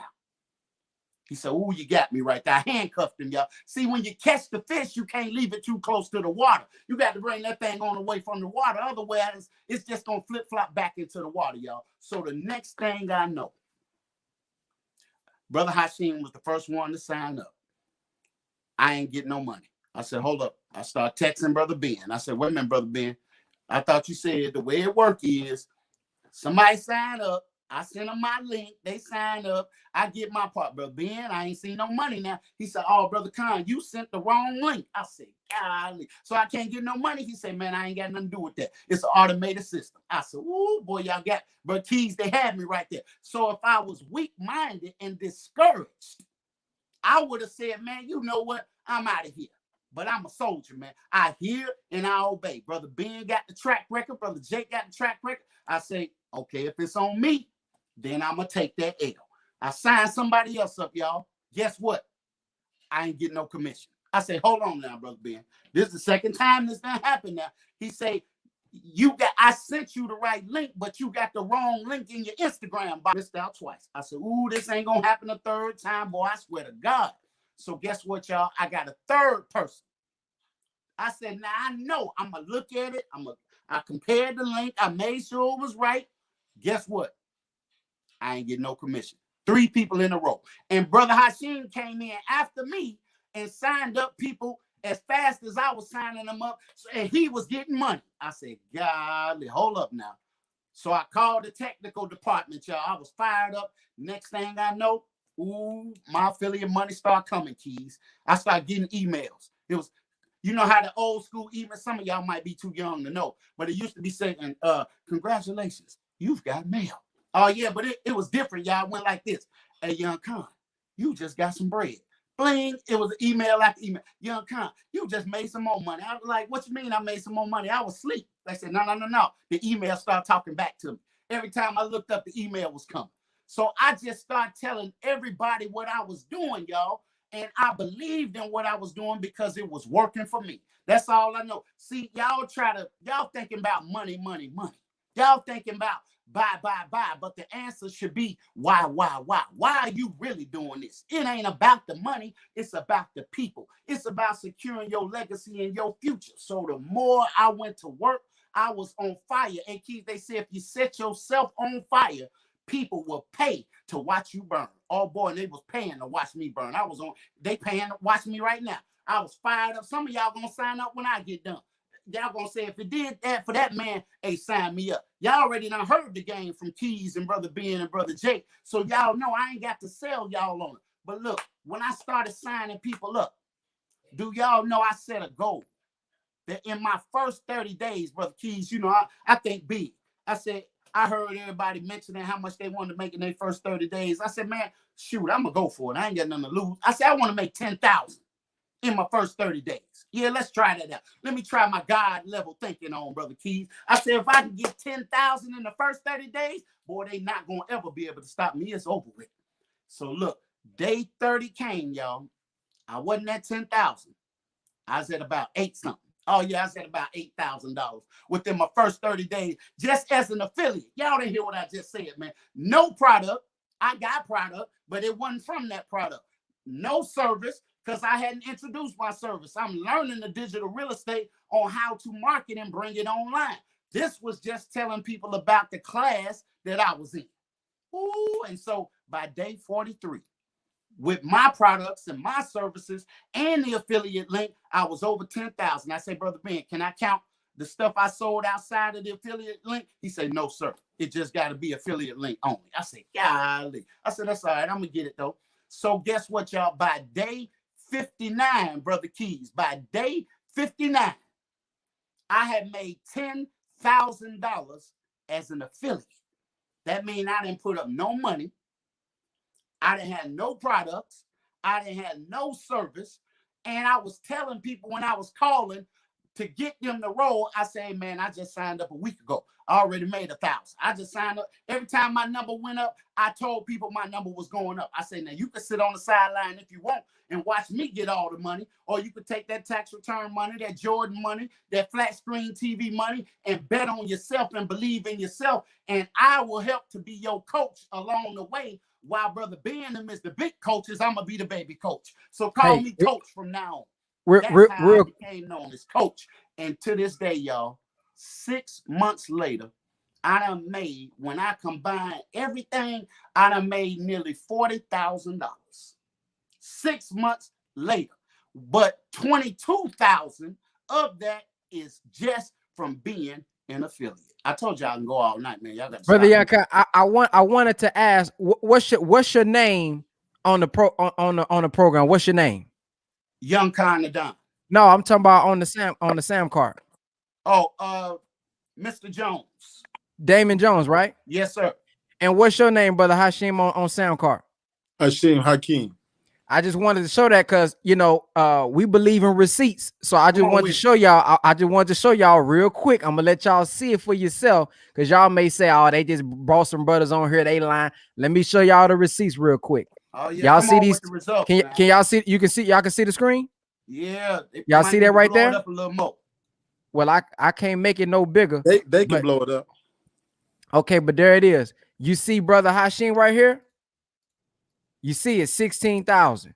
See Brother Damon right there, 22,000. So I just want to let y'all know that we not lying and we not capping. These brothers really have made money without having, I mean, like he said, they got products, but just off of selling a product. This is what we want y'all to be able to do with BWO. We want y'all to be getting paid on a monthly basis, on a yearly basis from what we create and give to y'all as BWO members. So yeah, come on with it. Come on with it. Hold on, Brother Hashim. And so what I want to do, we want to go to Brother Hashim, because like he said, Brother Hashim was a brother, came in skeptical. He don't like saying that now, but he came in skeptical. He ain't all the way believing it. But once he came in, the brother, I want to say within 1 month or 2 months, became the second affiliate off of just following Brother Young Don. And guess what? We will have Brother Young Don helping to train y'all, by the way. We'll have him helping to train y'all, showing y'all how to do it, how to properly reach out to people. He got a content class, all this. So we are going to have help for y'all as affiliates as well. Go ahead, Brother Hashim. Peace, peace, peace. I first want to say thank you, Brother Ben, for the opportunity. I am a student of Brother Ben X and Jake Taylor Jacobs, and I'm so proud to say that. Yes, I was skeptic because of all of the scams going on, all of the susus, all of the multi-level marketing opportunities. And I'm a salesman by trade, so it's kind of hard to sell a salesman. A good one, in fact. In fact, in the Nation of Islam, for the past 40 years at Savior's Day, I just won the award for the most final call sales in the past 40 years. And Allah has blessed me so much with that they have, under the guidance of the Assistant Supreme Captain and the Supreme Captain, sent me all throughout the country, training the brothers on sales, not selling the final call, sales in general. And that's where I met my brother 19 Keys, who is not only a great young entrepreneur, but an advocate for his people way before where he is right now. I'm so stunned at his growth. But when I met him in Oakland, I think, he was on some microphone, man, speaking for, and I think it's some courthouse, some kind of where, man. But anyway, he was speaking in defense of our people, man. I was amazed at this young brother, man. I'm like, who is this brother right here, man? And they said he one of the babies of the nation, man. So now, man, I'm just proud of his growth and development. I look forward to growing with you all. So in my journey selling the Final Call newspaper, somebody told me, Brother Hashim, you need to sell something big, because you big. And if you could take your sales skills and sell something big, you'll be a multi-millionaire. And I thought about that, and I really haven't found nothing really, really, really that moved me until I got in the ABS tribe with Brother Ben X and Jake Taylor Jacobs. I'm going to say that to y'all. Sales is the highest paid profession because there's no limit to how much you can make. It's the highest paid profession. And a good salesman, he ain't worried about nothing but how many can you find, though? How many good salesmen can you find? And so I got in the ABS tribe after being a skeptic and took off. And young Conda Don told me, hey, Brother Hashim, you like Speedy Gonzalez, man. You get a little bit of information and you gone, man, but why don't you get all the information? And that's key in sales. You got to know the product. You got to know what you're talking about. You're going to get asked questions about what you say you represent, what you say you believe, and what you say is good for our people. And I got in these classes and recently here in the private banking blueprint with Jake Taylor Jacobs. And I'm gonna be honest, man. I ain't never had days where I made $1,600 in like 4 hours, 6 hours, $1,600 in 6 hours, $1,000 days, $1,200 days, $5,000 checks, and I'm talking about people don't make that in 2 months. But I'm talking about we talking about in some days we making this kind of money. So I said I think I found what I'm looking for. The reason why I represent the Final Call newspaper is because it is a message dedicated to the resurrection of our people. And the reason why I'm staying in the class with Brother Ben and Jake Taylor Jacobs is because when it comes to financial literacy, when it comes to financial freedom, I found no other program better than the ABS Tribe, Digital Real Estate, and the Private Banking Blueprint. For those of you who are here who don't understand what you are getting into, for those of you who are watching and don't understand what exactly we're talking about, but you are under the impression that this is something big, you are 100% correct. That's right. This is huge. This is beyond your comprehension. When we talk about financial freedom, I heard a great prophet named Jay-Z say, financial freedom is my only hope. You are getting into something when it comes to the BWO, Jake, Private Banking Blueprint, the BWO, the whole movement. You are getting into something beyond your comprehension. I'm the brother that was the skeptic that is no longer a skeptic. And I want you all to understand who are watching from afar in whatever state, whatever country you are from. Why I say country? Because with the ABS Tribe and moving with Brother Ben and what he has done, we have people in Jamaica with us. We got people in Puerto Rico with us. We have people in the UK with us. I got brothers calling me from Germany. That's with the ABS Tribe and Digital Real Estate. For those of you trying to figure out what is this, is it real? It is real. And if I could just remove your skepticism, Brother Ben and Jake Taylor Jacobs, and now we're working with Brother Chris and 19 Keys and all the other brothers, Derek Grace. Listen, the affiliate program with Young Khan was talking about, if you don't understand what that is, that's an opportunity to earn while you learn. That's right. So while you're developing your ideas and taking your ideas and all your mastermind ideas and bringing them into fruition, there's a classroom that they put us in that allowed us to make money while we learn. And so I'm in this classroom, and listen, this is big news I'm about to tell you. I invested under $500 from August until now, and now I'm over $30,000. Half of that is with this affiliate program thing that I'm talking to you about. That's right. What they're about to introduce us to. And let me make it real simple for you. In the ABS Tribe, when that program was available, because now those of you who sign up for BWO, you're going to get the ABS Tribe for free. But while we were in the ABS Tribe, we had an opportunity to sell the ABS Tribe, and we got 50% of the commission on a whole year. We got 50% of the commission. If you don't understand what that is, I have a record in the Nation of Islam for selling 500 Final Call newspapers in one day. And if I took that Final Call mindset, I mean, it's a big difference from $2 or $1 when it was $1 to the ABS Tribe being $450. But just let's do the math real quick. 19 Keys talk about the math a lot. It's mathematics. I'm going to be honest. $500. If I signed up 500 people for the year subscription, if I signed up 500 people under Brother Ben X in that classroom for the year subscription, I make $225. 500 times $225 is $112,500. I would have made that in a day. That's a bit of a stretch. So you say, man, 500 people. Listen, Young Khan gonna teach you. And I'm going to do my best to teach you because I'm a salesman by trade. Come on. Let's go to 100 people. Let's say you get with the BWO and you get into the affiliate program. You start learning the products. You start understanding that it's real. And you sign up 100 people in a day. If you sign up 100 people I don't know what it was. I don't know what the commission gonna be, but just know in the ABS tribe we made 50%, and I'm still there. So if I sign up 100 people in one day in the ABS tribe for the whole year subscription, when it was available, because you're getting it free now with BWO, when it was available, if I would have signed up 100 people, I would have made $22,500 in one day. Quick correction. I don't want you.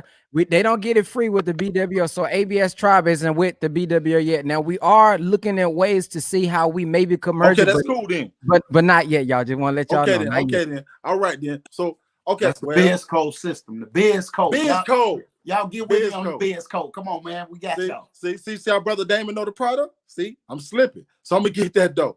But listen, I'm coming for all them top spots. But let me keep going. In the ABS tribe, we also had, listen, if you who watching in far watching right now, trying to figure it out, let me slow down for you. Just say, man, I ain't finna be talking to no people. Okay, just say you signed up 50 people at $225. What's that? Anybody know? Who got them calculators? Where they at? $11,000. $11,200 in a day. Now I'm telling you, okay, you might say, listen, it's gonna happen.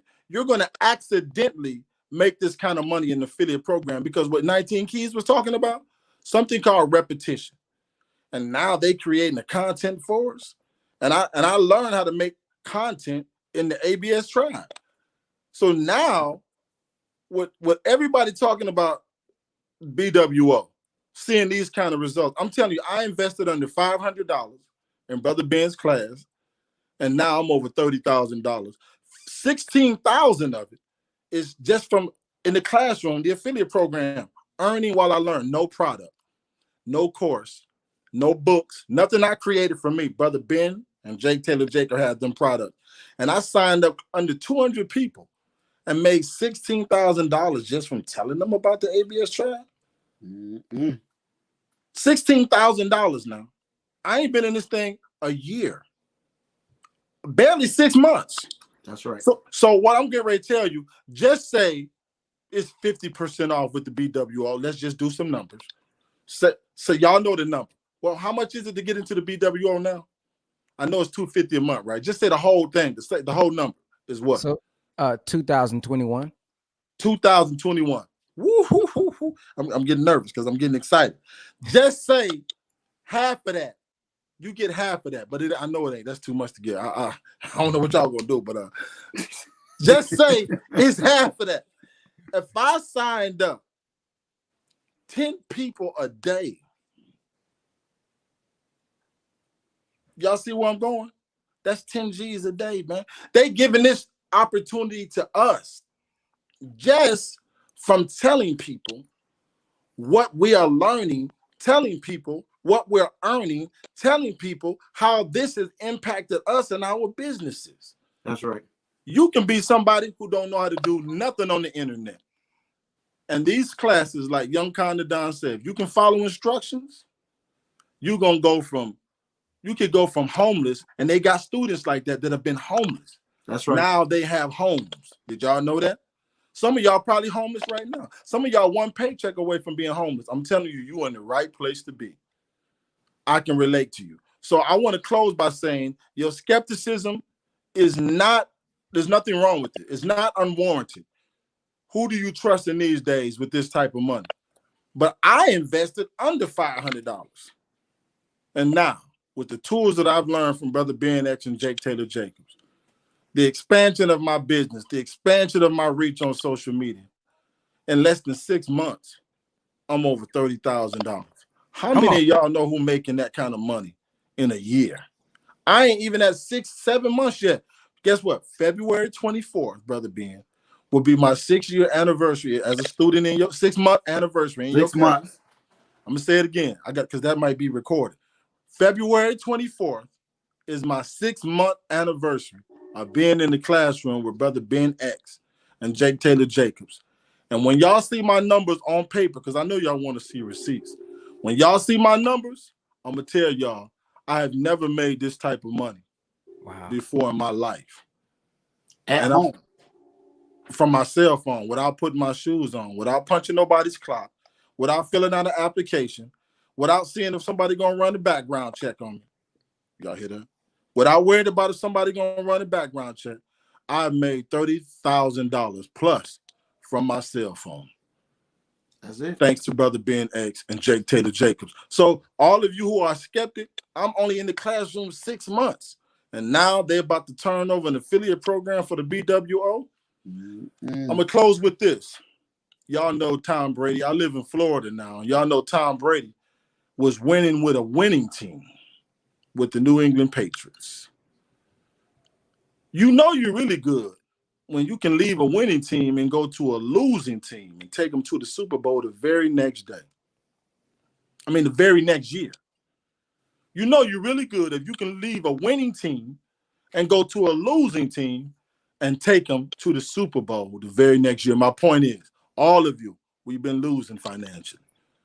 You can win this year with Brother Ben X, Jake Taylor Jacobs, 19 Keys, Chris, Derek Grace. We can win this year, and we're going to win this year.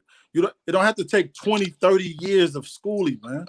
You don't have to invest $30,000 into other people's school, man. That's a loan that you got to pay back. This investment here, you get your money back right away. So again, Brother Ben, thank you for your countless hours of trying to figure this thing out. Thank you for your hard work that we don't see nothing about. Thank you for the pain that you put in. I want to thank your family that I never met before for tolerating you.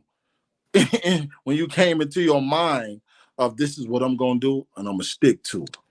And now I want to stay with you, Brother Ben. That's why I say I'm a student of Brother Ben X and Jake Taylor Jacobs, and I'm proud to be in this classroom. So all skeptics, y'all come to me, and you won't be a skeptic anymore. Thank you, Brother Ben.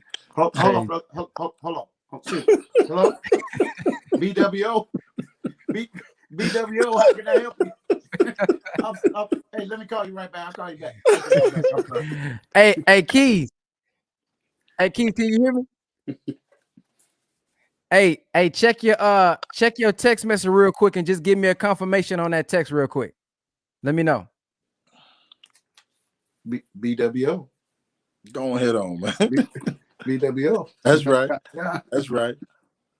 I'm glad you corrected me too, Brother Ben, with that Bisco thing, because it's so much. Hey, listen, if you don't, I'm hoping everybody following Brother Ben by now. But I'm hoping everybody by now is following Brother Ben. But you don't want to miss nothing that comes out of his mouth. I don't care if he talking about snow. I don't care if he delivering water.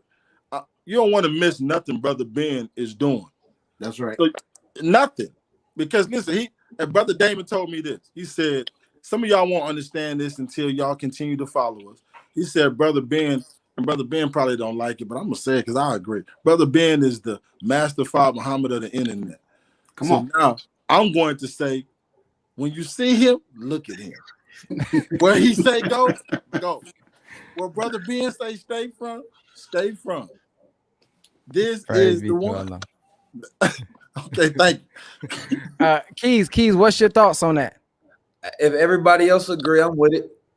All right, DG, check the text message real quick. Let me know your thoughts. Just shoot me a text back. If we get these votes, y'all gonna be in for a treat. Hey, y'all bro, gonna be. That sound like he's working on. See, working on. Hey, y'all, but Ben is a little mad scientist over there. Mad meaning good. He working on whatever it is. Hey, I'm the first one in line. That's all I'm saying. And I look now I'm thinking about Sabrina Kane.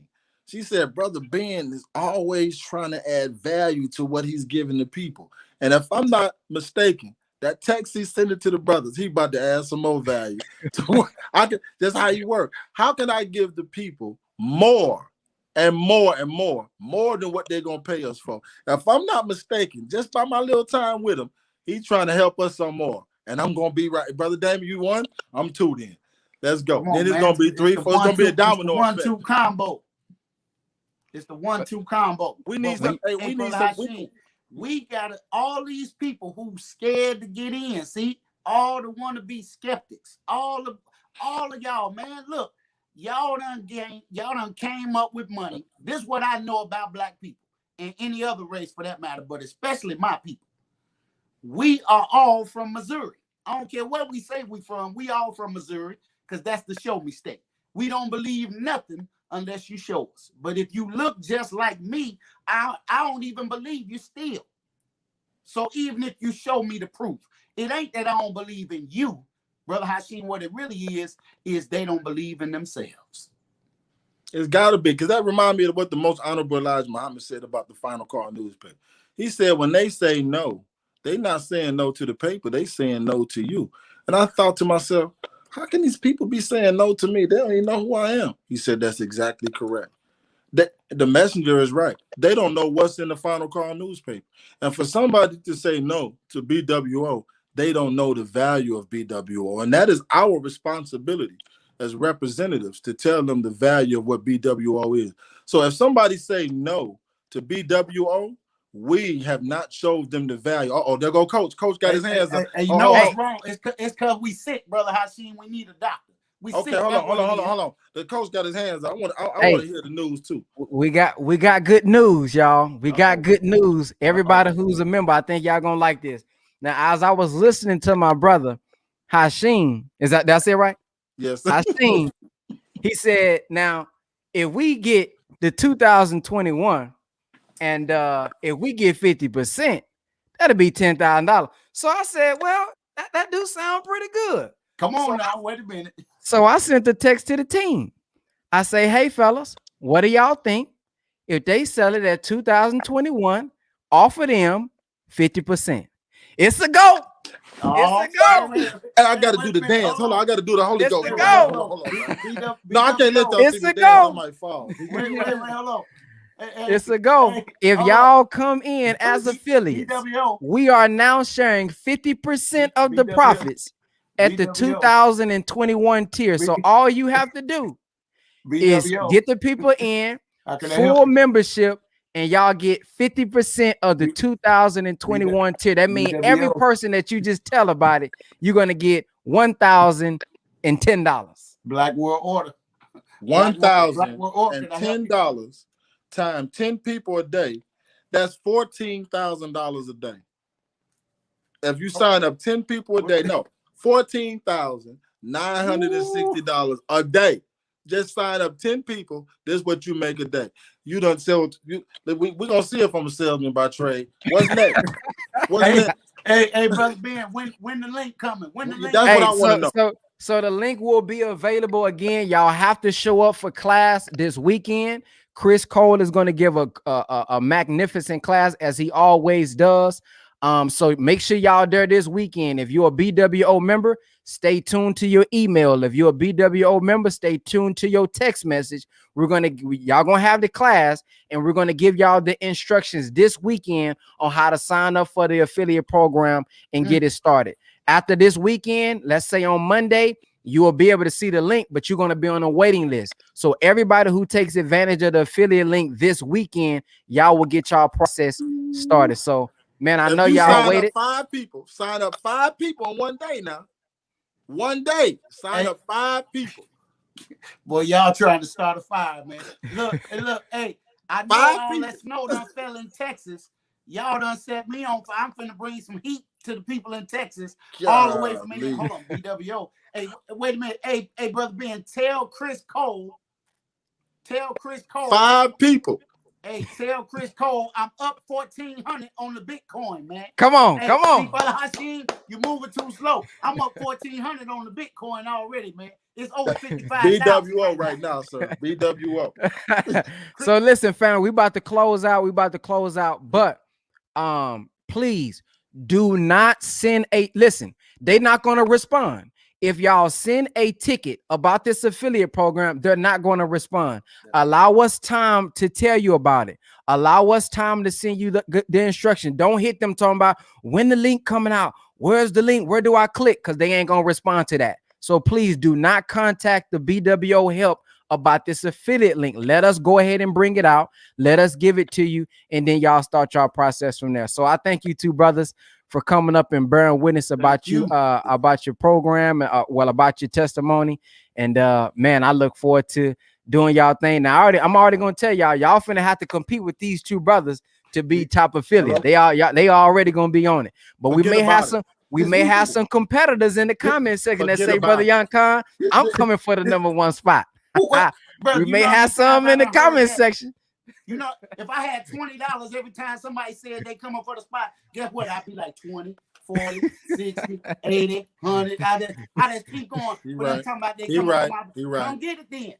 Look, you know where I'm at, Brother Ben? I'm where the money reside, where the money reside. I'm where the money reside, where the money reside. That's where I live at. Y'all want to find me? I'm where the money reside at, man. Don't talk about it, be about it. All right, y'all. Well, man, we appreciate y'all. I see y'all this weekend. Peace.